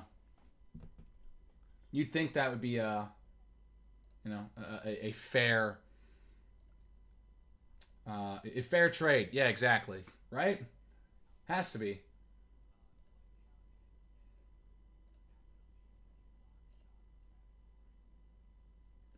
Yeah. That's where you're kind of going right there.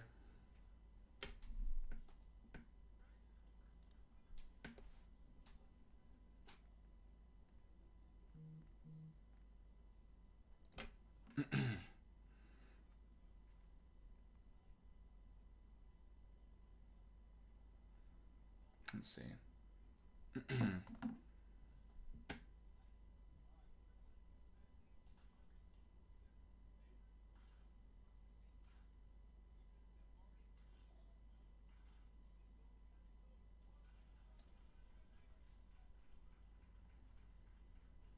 They're showing some tweet or this. Yeah. Well, thanks for his chat. Yeah. Go Hawks. Thank you so much. Thanks for stopping in and chatting it up a little bit. Hope you enjoy your first ever hockey game. Not just your first hockey, but your first live sporting event. It's going to change your life, I bet. Have a good time. Yeah. And yeah, thanks for chatting a little bit. Really appreciate it. Have a good one, Aid.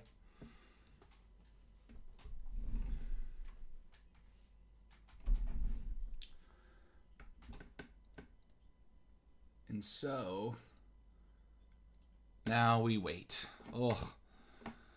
It's one of those things where it's just like I'm not doing all like the production stuff and whatnot where like we're preparing certain things. I don't know what I'm doing. Like I'm kind of just here to have a good time, have some fun.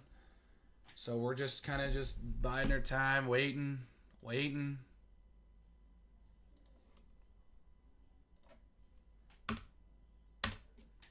Let's see what we got here. Wait, whoa. Whoa. First thing I see when I did open Twitter. First thing I see when I open it, the Cubs are debuting new blue alternates this year. There's new blue. Is it like the new City Connect? Is that what it is?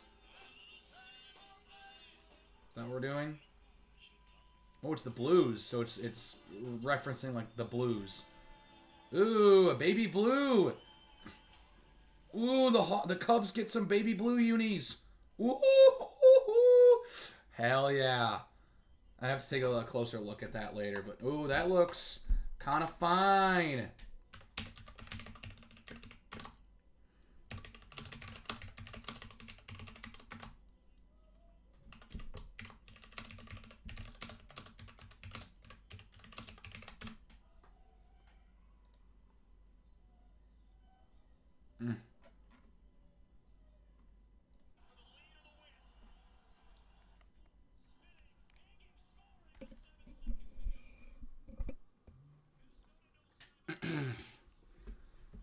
You guys got any questions, any comments about the game? Go ahead and ask me. I will be more than willing to chat.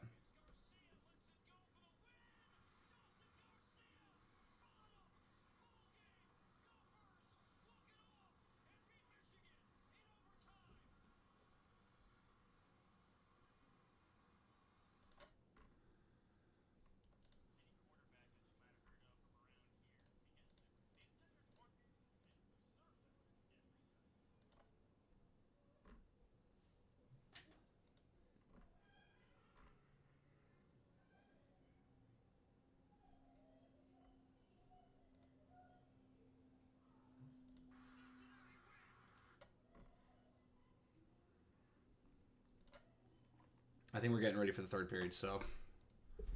Or are we? Maybe, I don't know. I'm going to put these back on here.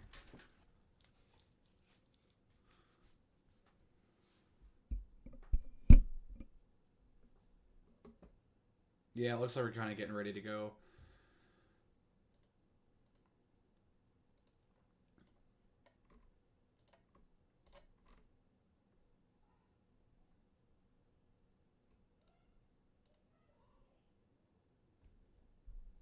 They're breaking down the 2 Hawks goals. Dude, I still can't get over that second one. That just went off. It went off of Saros' equipment. The shot went off the end boards, off of Saros' equipment, and into the net. So, yeah. Well, I mean, that's that type of stuff. That type of stuff that you know, you'll get some big time stops there. I mean, you get a little lucky sometimes.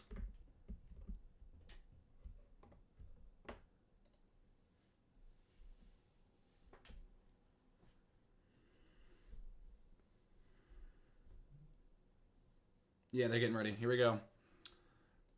Third period in Nashville.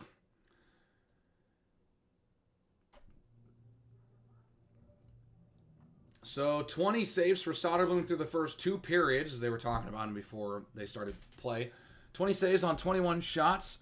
Pretty nice going and a pretty nice outing here for the backup goaltender for Chicago, Arvid Soderblom, who's looking for his first career win against the Preds.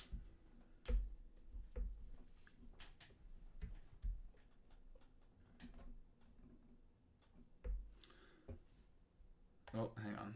I missed that. So it's Yossi towards the front. Taken back. Near boards, it's Nyquist. Here's O'Reilly. Back towards Nyquist. And Bedard, touch pass. Now it is Bertuzzi. He'll send it off the corner. Nazar trying to shoot one towards the net. It gets deflected off of Yossi. Puck leaking towards Bedard and quickly swept away. Bedard along the far boards. Still fighting for it and taken by Nashville. Hinestroza off the corner to Soderblom. Crevier missed the puck. Still loose. In the slot now. Settle down. Marchessault towards a shot. O'Reilly. And it's deflected away from Shea. Forsberg. Trying to get it over towards Marchessault. Here's Dickinson and Marchessault fighting for it. Nashville still in possession. Forsberg trying to win possession. Marchessault just sends it behind the Chicago net. Shea back towards Marchessault. They still fight for it. And it's cleared by the Chicago defense. So Luke Schenn has it. Passes up ahead. Deflects up out of play. And so a stoppage.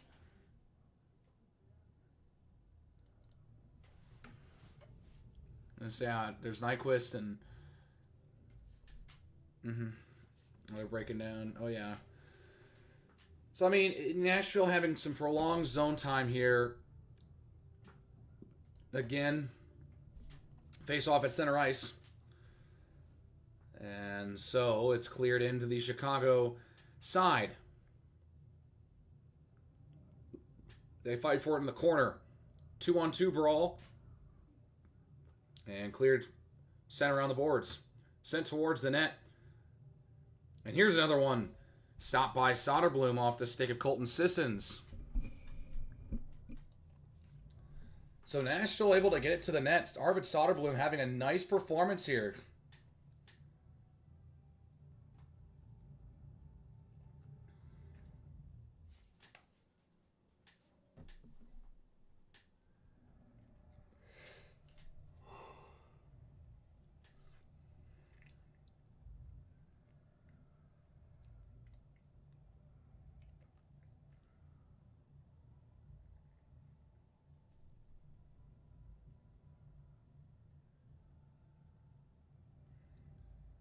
Chicago wins the defensive zone draw. and clears the zone. It's loose in the neutral zone and dumped in by Blankenberg. Vlasic.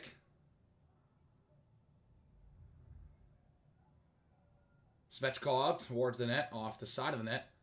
Leroux trying to have it. Svechkov to the net. Saves Soderblom. Taylor Hall has it and will try to clear. Gets a pass to Donato. Donato off the end boards and clicked around. Here's Novak. Long pass to Svechkov. Across to Barron out of the zone. Barron will have to regroup for Nashville. Barron waits. And in the corner, lost control of the puck. And cleared out again by Chicago. And it will go all the way out for icing against the Hawks.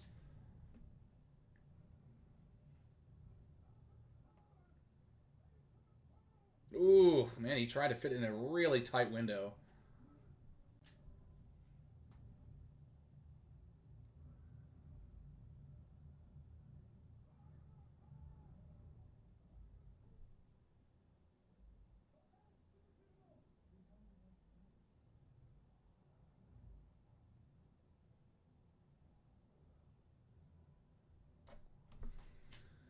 So just over 3 minutes gone in this third period. Hawks in front 2-1. Turnover right in front. It's loose. They're still fighting for it. Trying to tuck it away in front and pop back up top. Stastny. Here's a shot. Barron can't put it in. And wow, a nice whack there from Bertuzzi to clear it. No icing. Couple of opportunities, a bit of a scramble in front. And the Hawks are able to keep it out. Here's Nazar skating through the neutral zone and sending it into the Nashville side around the boards. Vlasic to meet the puck in the corner. Bedard fighting with Shea along the far boards. And now wrestled off the puck. Hinostroza takes over. Has Shen. Sends it off the glass. Hinostroza again behind for Nyquist in front! And shot high off the stick of Ryan O'Reilly. He had a point-blank look with Arvid Soderblom and he sent it high. Try to hit the top corner. Shen to the net. Off the post.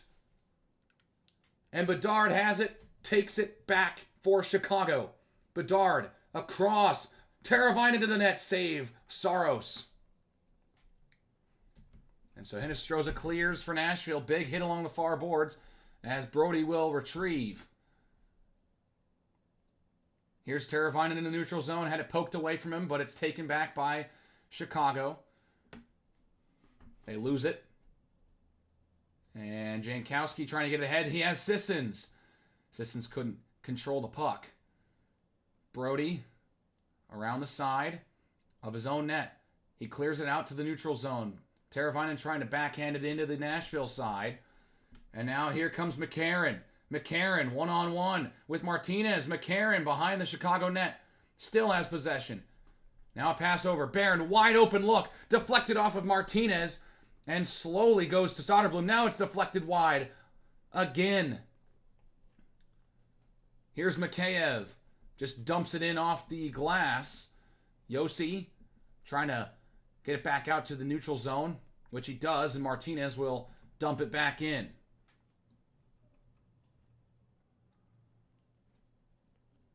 Nashville putting on the pressure here. Soderblom quickly plays it out. And back to the Nashville side where it's Blankenberg. And the stoppage is called. Looks like Stamkos is offsides. Man, Nashville had a couple good opportunities. A couple right off the face-off. Could not capitalize. And then this chance from Ryan O'Reilly. I am surprised that did not go in. Arvid Soderblom had no idea where that thing was. And he just sent it high over the net. And then the Shen shot goes off the post.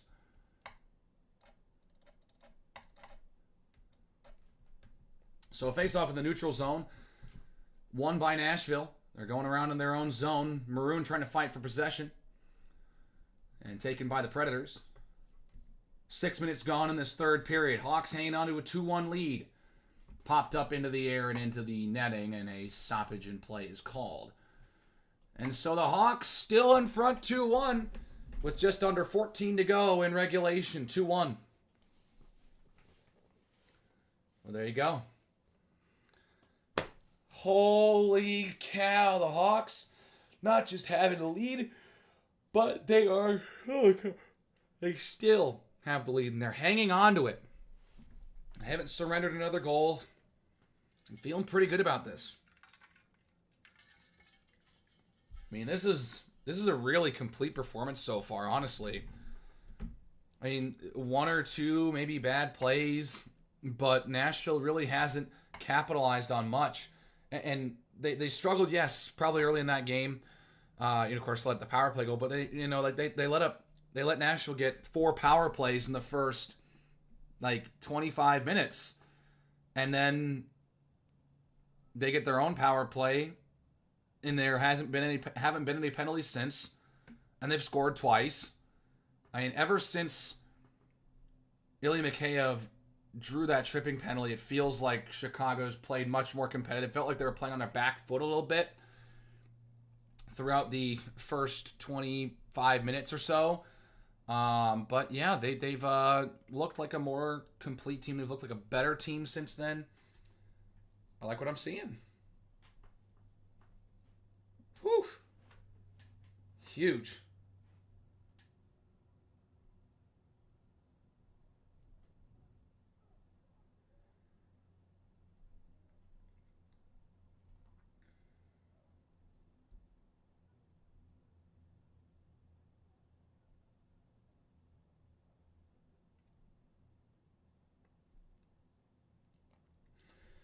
And so we're back in Nashville for this one. And the Hawks in front 2-1. And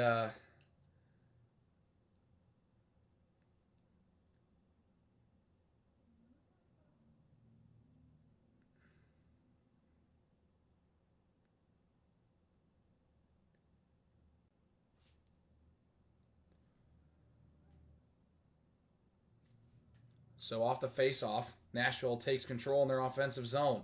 Yossi towards the net. Ryan O'Reilly can't poke it by Soderblom. Teravainen trying to poke it away from the offense. His stick is on the ice. And Vlasic finally clears for Chicago all the way down to Saros. Huge to get some fresh players onto the ice now. Vlasic leaves Crevier ahead to Dickinson. And now cleared back by Nashville.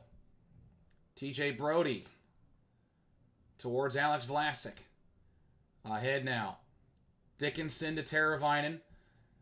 Trying to play it across again. Can't do so. Now taken picked up by Brody. He'll send it across around the boards. Dickinson trying to keep it in the offensive zone for Chicago. And he does. Dickinson. Here's a shot. Saved by Saros on Teravainen. Marchessault backhands a pass towards the net to Shea, trying to poke it to the slot for Stamkos, and cleared away by Chicago. 12.5 to play. Hawks leading by 1. And cleared down towards Soderblom. It's going to be icing against Nashville.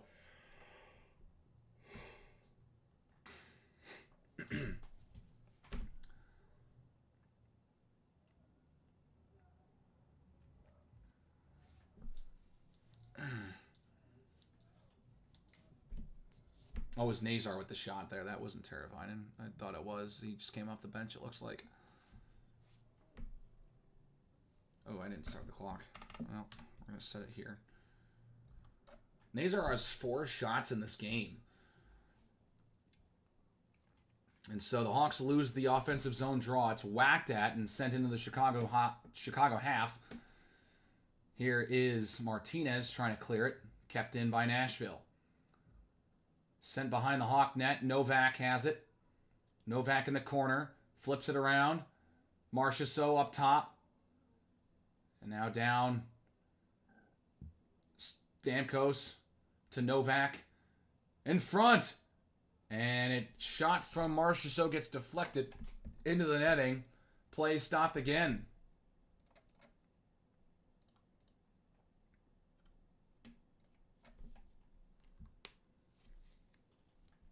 So the Hawks holding on to this one. They're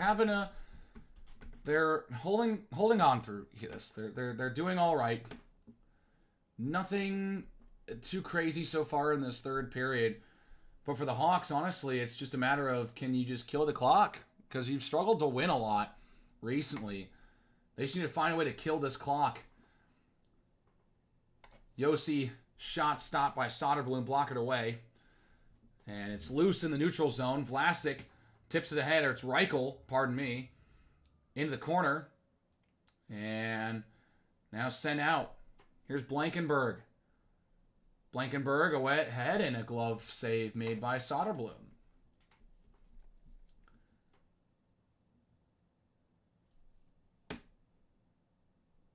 And so Chicago in front 2-1, but getting outshot by 10. Nashville really doing their job. And so we'll see what the Hawks can do. Can they? They're playing. They are playing behind right now. They're playing catch up. They don't have the momentum right now. They need to find a way to grab that back. Because at some point, if you keep getting Nashville chances, they are going to score. Here's a shot that goes wide of the net. Marchessault down low for Phillips, Forsberg, and Steven Stamkos. It's a 2-on-2 fight with Foligno and Vlasic in there for Chicago. They whack at it along the far boards, and it's taken now by Colton Dach, who backhands a pass, trying to pass it to himself. Spins a Nashville defender away, but cannot control.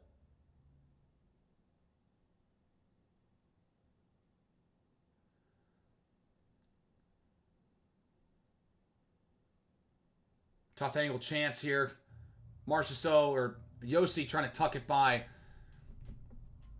Soderblom, and it cleared away. It's going to go down for icing. So with 10.5 to go, the Hawks up 2-1. Going to have to keep this. They can't conduct the line change. They're going to have to find a way to clear this thing. Yeah, Josi wanted to make one more move to try and get that far side of the net. And cleared away by Dach. Soderblom standing tall. Has got 28 saves tonight.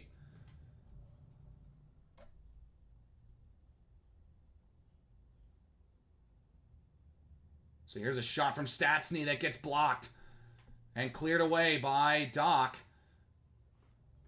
And dumped back in. Soderblom calling for that one to hit the net, and he did. And they finally get the whistle.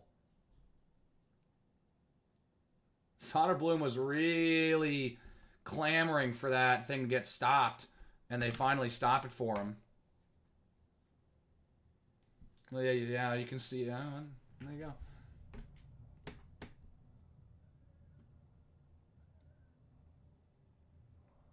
Anyways, put a couple seconds back on to make up for the time lost in between the puck hitting the net and the whistle, but, you know, they're able to get players off the ice right now. So here's Alec Martinez to clear it out for Chicago at center ice. Taylor Hall moves it into the Nashville zone. Dickinson in the corner in a 1v2 with Stastny and O'Reilly. Loses it. Hinostroza to Nyquist. And now loose in the neutral zone. They still fight for it. Nashville would be offside, so they can't really do much with it. Teravainen trying to play it ahead to Taylor Hall. With under 10 minutes to go in Nashville, the Hawks in front 2-1. LaRue to Novak. Deflected off the stick of Nolan Allen, and out of play. 9.5 to play. Chicago protecting a 2-1 lead. Can they survive here in Smashville? Cool. It was 9:31. That is, what in the world? How did that? All right, there we go. Oh man, this is tight. This is tight. I mean, I don't feel confident right now at all. They're playing behind. They are lagging behind. So I mean, this is. Ooh. So I don't know.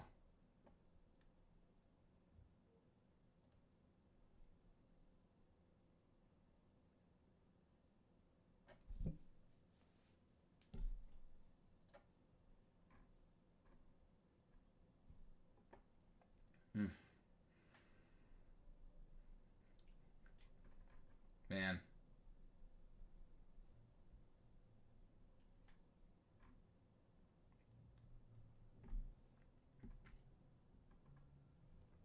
All right, we are back.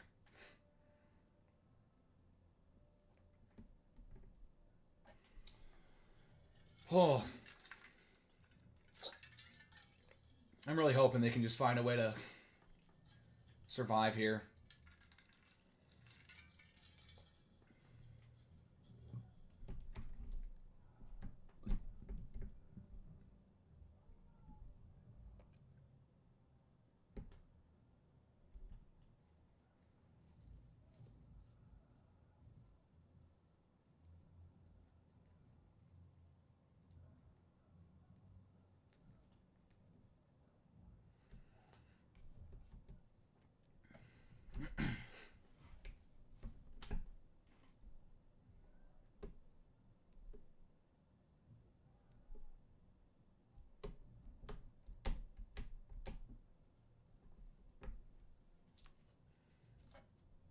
So 9.5 to play in Nashville. The Preds trying desperately to tie this game up.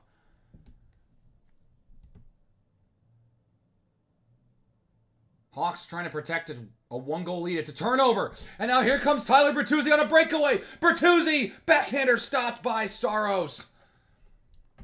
Had a great look. Tried to go backhand. Couldn't put it in. Here's a shot from Yossi. Stop Arvid Soderblom out of his net. But a nice play from Frank Nazar to scoop up that puck. He still has it. Drops it off. Bedard to the net. Nazar trying to go backdoor to Bertuzzi. And he just couldn't connect. Vlasic down to Bertuzzi. Now Nazar to the net. Glove save. Saros. Woo! Baby. A couple of really nice opportunities for the Hawks. Juuse Saros saving the Preds right now as Bedard just steals it away. I mean, it's just a mishandle. And it's just a perfect pass to Bertuzzi. Saros makes the save.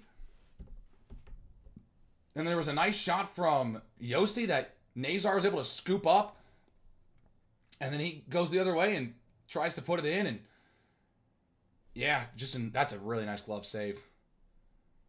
And so cleared down off the face-off by Nashville.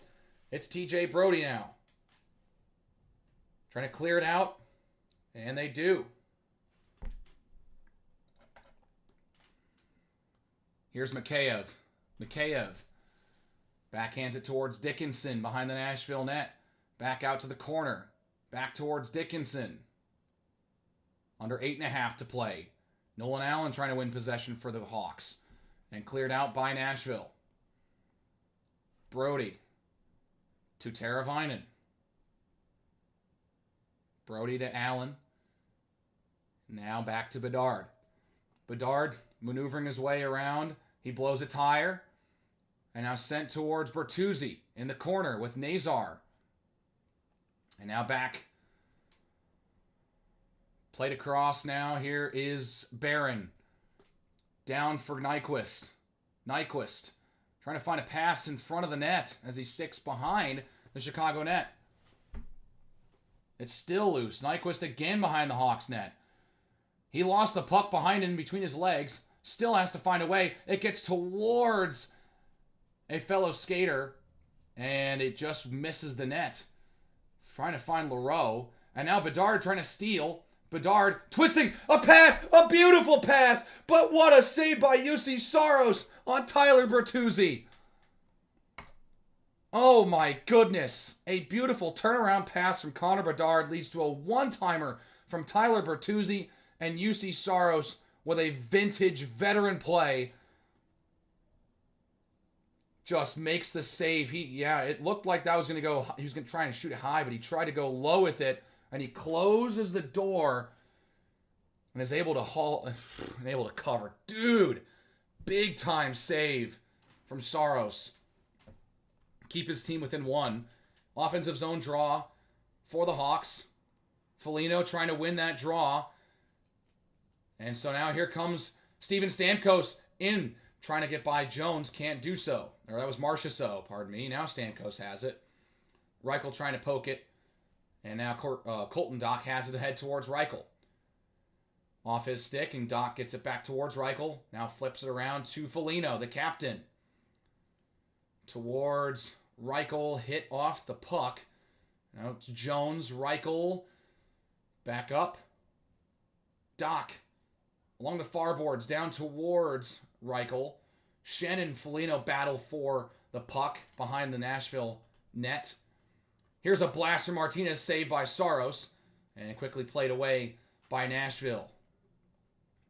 Loose puck in the neutral zone. Foligno sends it towards Saros. He has to play it away. Now ahead. 6:15 to go. Here's Finnis Stroza shooting and saved by Soderblom. Teravainen trying to clear it for Chicago. It's still loose in the slot. Here's a shot that is deflected and goes high over the net. It's still loose behind and now along the near boards. Back up top. Novak trying to go to the net. Svechkov behind the net. Towards Blankenberg. Now Finnis Stroza with under 6 to go. Hawks still up by a goal. Towards the net. And it misses the net off the side. Towards the net. In front of it is Vlasic, and it will be cleared out of the zone. Nashville has to regroup. They fight for it along the blue line, and it goes back to the neutral zone. 5:20 to play. Hawks still up 2-1.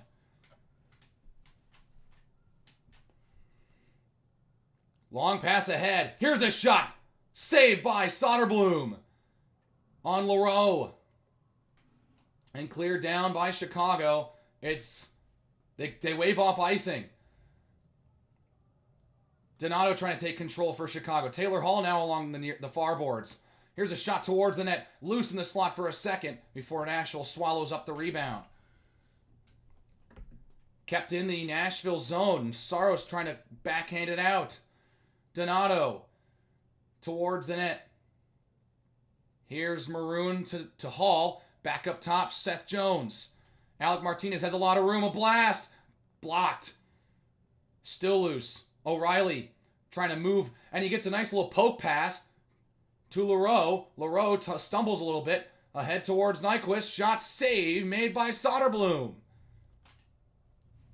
4:18 to go. Hawks up 2-1 on Nashville. Can they hold on? Oh, dude. Couple really good opportunities. Nazar had a chance. Bedard... Hang on. I know Bertuzzi had the big time one... Bertuzzi had the breakaway, and then Bertuzzi had the really nice one-timer chance. I mean, dude. Huge. It's really, really crazy. Oh, man, I'm telling you. Hawks, they're hanging on by a thread right now. They got a couple of opportunities in those last couple of minutes, but they're holding on right now. They're surviving a little bit right now. And they're not really commanding the play on the ice right now. So that's kind of where you get a little nervous. They're not commanding play.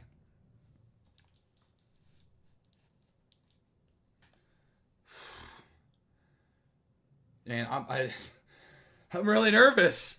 I'm like, man, can the Hawks just hold on and win a game? Can they just hold on and win one right now? I need that. I need that right now. Go on the road and beat Nashville? That'd be so nice. That would be so nice. So they're going to flash. Oh, they're going. Their flashback is. I didn't know the Bedard draft was in Nashville.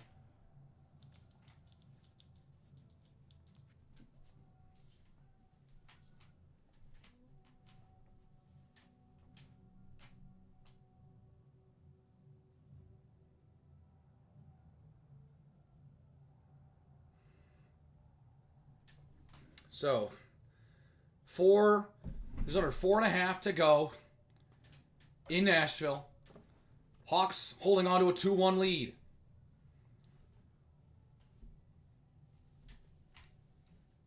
So O'Reilly to send it around the boards in the Chicago side. Bedard to clear. Can't do so. Kept in by Nashville. Marchessault, nice move. It's loose in front and popped up in the air. No, Nick Foligno is going to try and clear. And popped up. Nyquist can't handle it. Bedard able to maneuver out of the Chicago zone. He'll just lob it up in the air behind the Nashville net. Kill off some time here. Here's Nyquist. With about 3.5 left. Nazar trying to steal it. And now Nashville regains control. Sends it into the Chicago zone. Martinez trying to fight with Leroux. Still fighting. Leroux circling. And tipped off the stick of Blankenberg. He's in a race with Teravainen, now taken by Dickinson in the neutral zone. He'll just send it into the Nashville side. Lead pass ahead. Here's a nice shot. Forsberg scores. And it was just a matter of time. They give the Predators chances after chances after chances. And finally, Philip Forsberg able to put one home. And this game's tied at 2. Blankenberg just finds Philip Forsberg just all alone as Chicago's trying to conduct a lane change and picks the top left corner and hits it.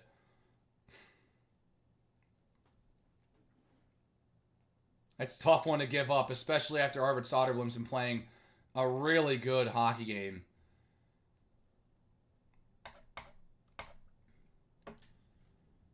So that's Philip Forsberg's 300th career goal and his 13th of this season. But more importantly, it ties this hockey game up at 2 goals apiece. Here's Jason Dickinson. Trying to whack it ahead towards Mikheyev. He can't hold on to it. Taken by Nashville and sent in. Soderblom.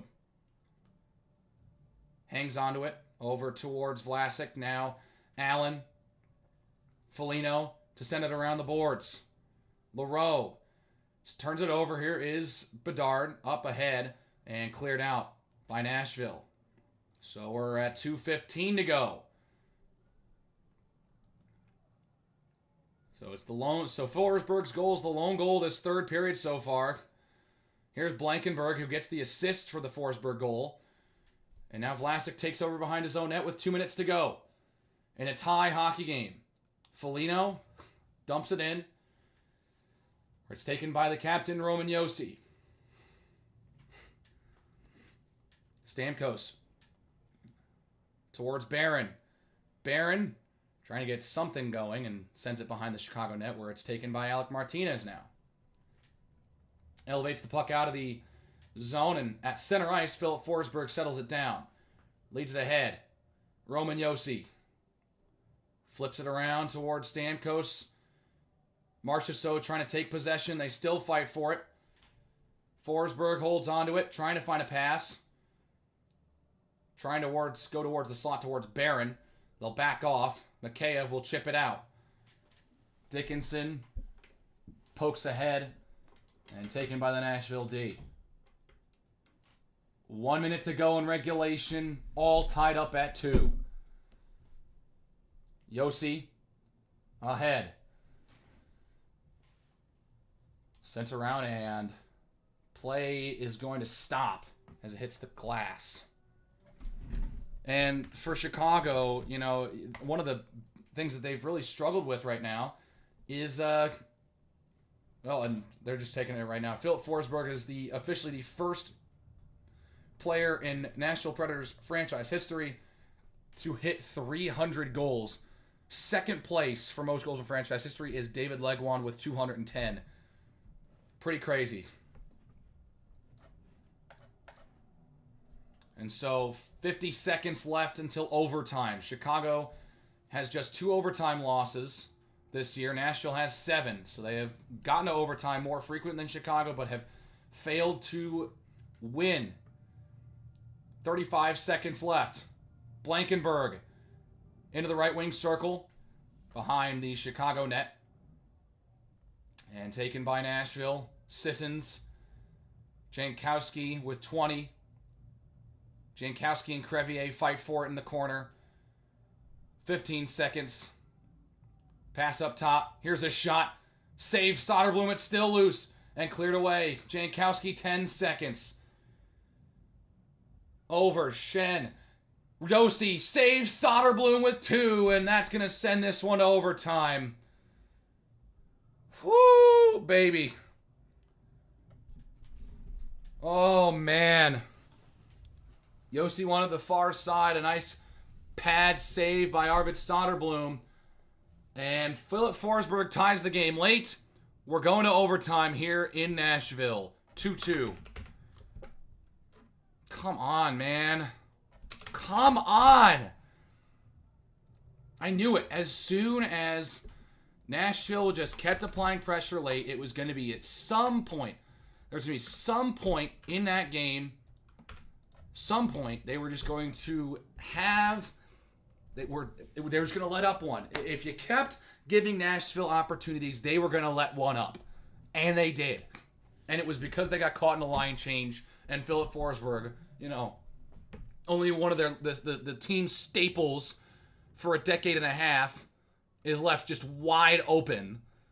And he just snipes it. He's got the experience. Obviously, it was his 300th career goal. He is going to... He's going to have a...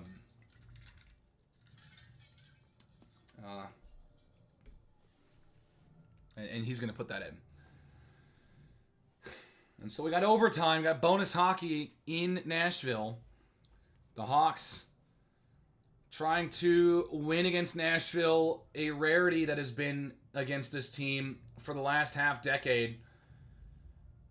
Trying to go on the road and find a way to win, but they have secured at least a point, which they haven't had too many of these loser points. They've had just 2. It's their first game to go to overtime since November 23rd on the road in Philadelphia, which they lost.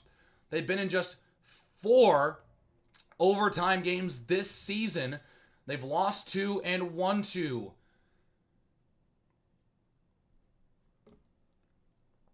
And so, they lost 2, both in overtime on the road. They won at home against Minnesota in overtime, and they won at home on the road against LA in a shootout. But it's overtime in Nashville, 3-on-3 bonus hockey. Extra point up for grabs. Roman Josi, Ryan O'Reilly, and Jonathan Marchessault out there for Nashville. It's Nazar, Vlasic, and Bedard out there for Chicago. Nashville 2-7 in games decided past regulation. Hawks are 2-2. Josi will hold on to it. And he shifts around. Marchessault moves ahead. It's a 2-on-1. Jonathan Marchessault saved by Soderblom. Back towards Blankenberg, and he lets it go by him. Saros will clear it ahead. Stamkos ahead, and here comes Nashville. Here's a shot. Save by Soderblom on the glove save. They're going to have a face-off in the Hawks zone as Forsberg tried to put it in. Oh, man. Big save by Soderblom on a 2-on-1 opportunity as Nazar overcommits. And Marchessault can't put it by the blocker of Arvid Soderblom. So just about a minute gone in this overtime session. Hawks getting outshot 37-23 right now.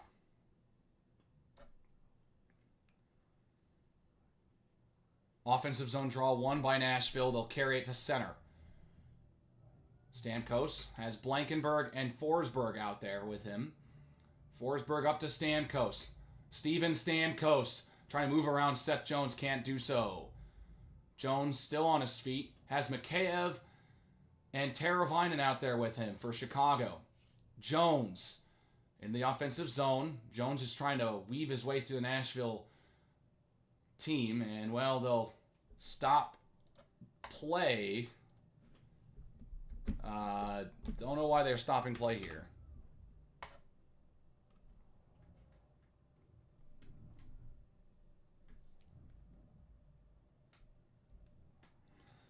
Oh.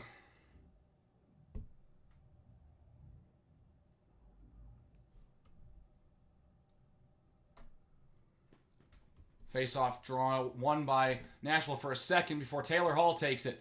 Hall back to Jones. Jones waits and gives it back to Bedard out in the neutral zone. Hall waiting towards the net, and Bedard couldn't get a stick on it. Here's Novak ahead. They have numbers. Josi back to Novak and poked away by Alex Vlasic. Can't get it up to Bedard, though. Here's Josi now ahead. Alone, Nyquist in front. Save made by Soderblom and poked away by Taylor Hall. Big time save. With Chicago out of sorts and everything, Soderblom makes a big time save. Here's Josi back on the attack. Josi behind. O'Reilly passes. Now up top. Brady Shea fresh off the ice. Back out. Marchessault back on the ice as well. Marchessault looking. Under 2.5. O'Reilly shoots. Saves Soderblom again. Another chance up. And it missed the net. A glove save, actually, by Soderblom. A handful of really nice saves by Arvid Soderblom in overtime. A string of 3 or 4 saves. Huge. Nashville has all the momentum in the world right now, and they cannot beat Arvid Soderblom right now in overtime. Holy cow. Oh. Let's go. Let's go, Saudi. Saudi, whatever the nickname is. So, 40 shots now for Nashville. They win the offensive zone draw. Continue to just hold possession. Forsberg lost the handle, and now here comes Chicago. Vlasic just pokes it ahead. Jones, they'll wave off icing. He's hit hard by Stamkos. Jones, in a 1v2, he wins and keeps possession. Back up top, Teravainen towards the net, and it hits Brady Shea. Reichel out there with Teravainen and Jones.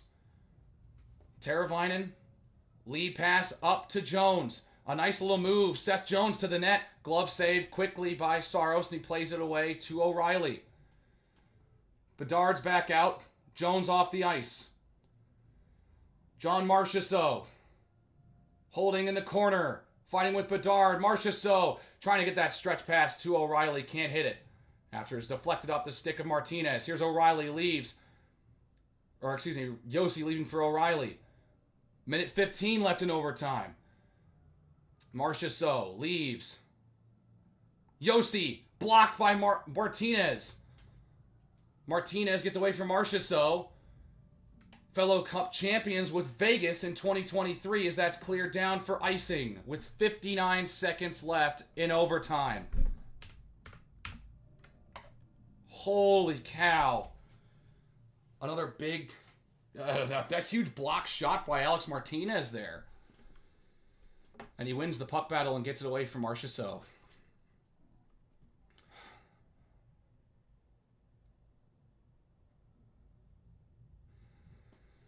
"59 seconds. Another offensive zone draw for Nashville. Controlled by Bedard, he'll play it back to Martinez. Chicago hoping they can finally get some opportunity to possess the puck here. Connor Bedard gets Frank Nazar out there with Alex Vlasic. Bedard walking in alone and has it knocked off his stick by Josi at the last second before Saros steers it away. Philip Forsberg over to Josi. Josi winds up, glove save by Soderblom. And he clears it. He tried to get it away and he cannot do so. They call the whistle. Arvid Soderblom with another glove save here in overtime.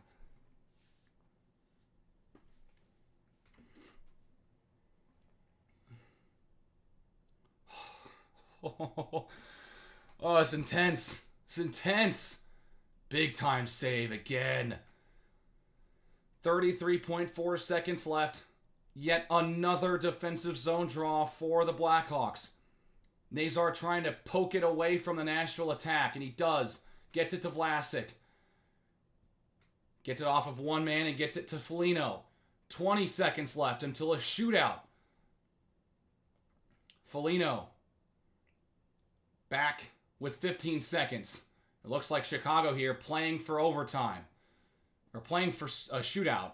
We're in overtime. Nazar ahead. Too far for Vlasic. And he's going to prevent icing. 2 seconds in front towards Nazar. And a save has to be made by Saros to wrap up overtime. And that is how we're going to a shootout here in Nashville. Whew. Oh my gosh. So we have a shootout.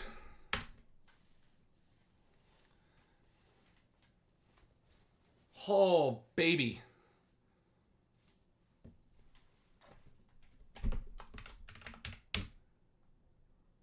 So I'm going to knock the goal markers down. That's going to... I haven't planned for this. So we're making it... we're making the bug just tell you what the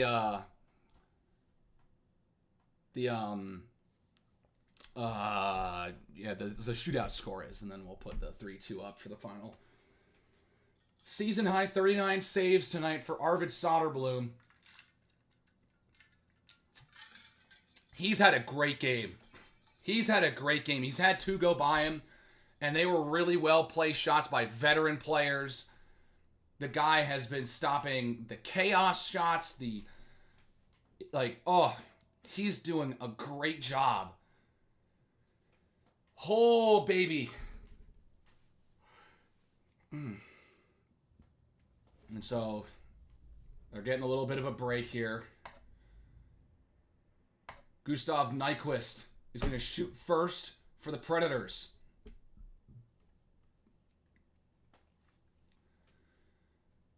Oh, crowd on its feet at Bridgestone Arena. And Gustav Nyquist engages Arvid Soderblom. Nyquist heads left, peels back to the slot, shooting one, and he scores. Slowly in, beats him, glove side.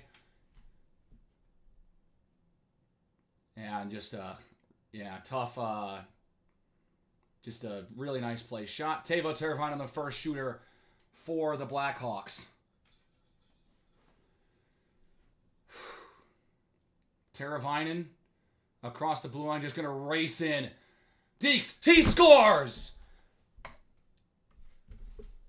And Teuvo Teravainen beats UC Saros, and all of a sudden, 1-1 apiece in the shootout. Little Deke, little hesitation, gets Saros away, and he beats him blocker side.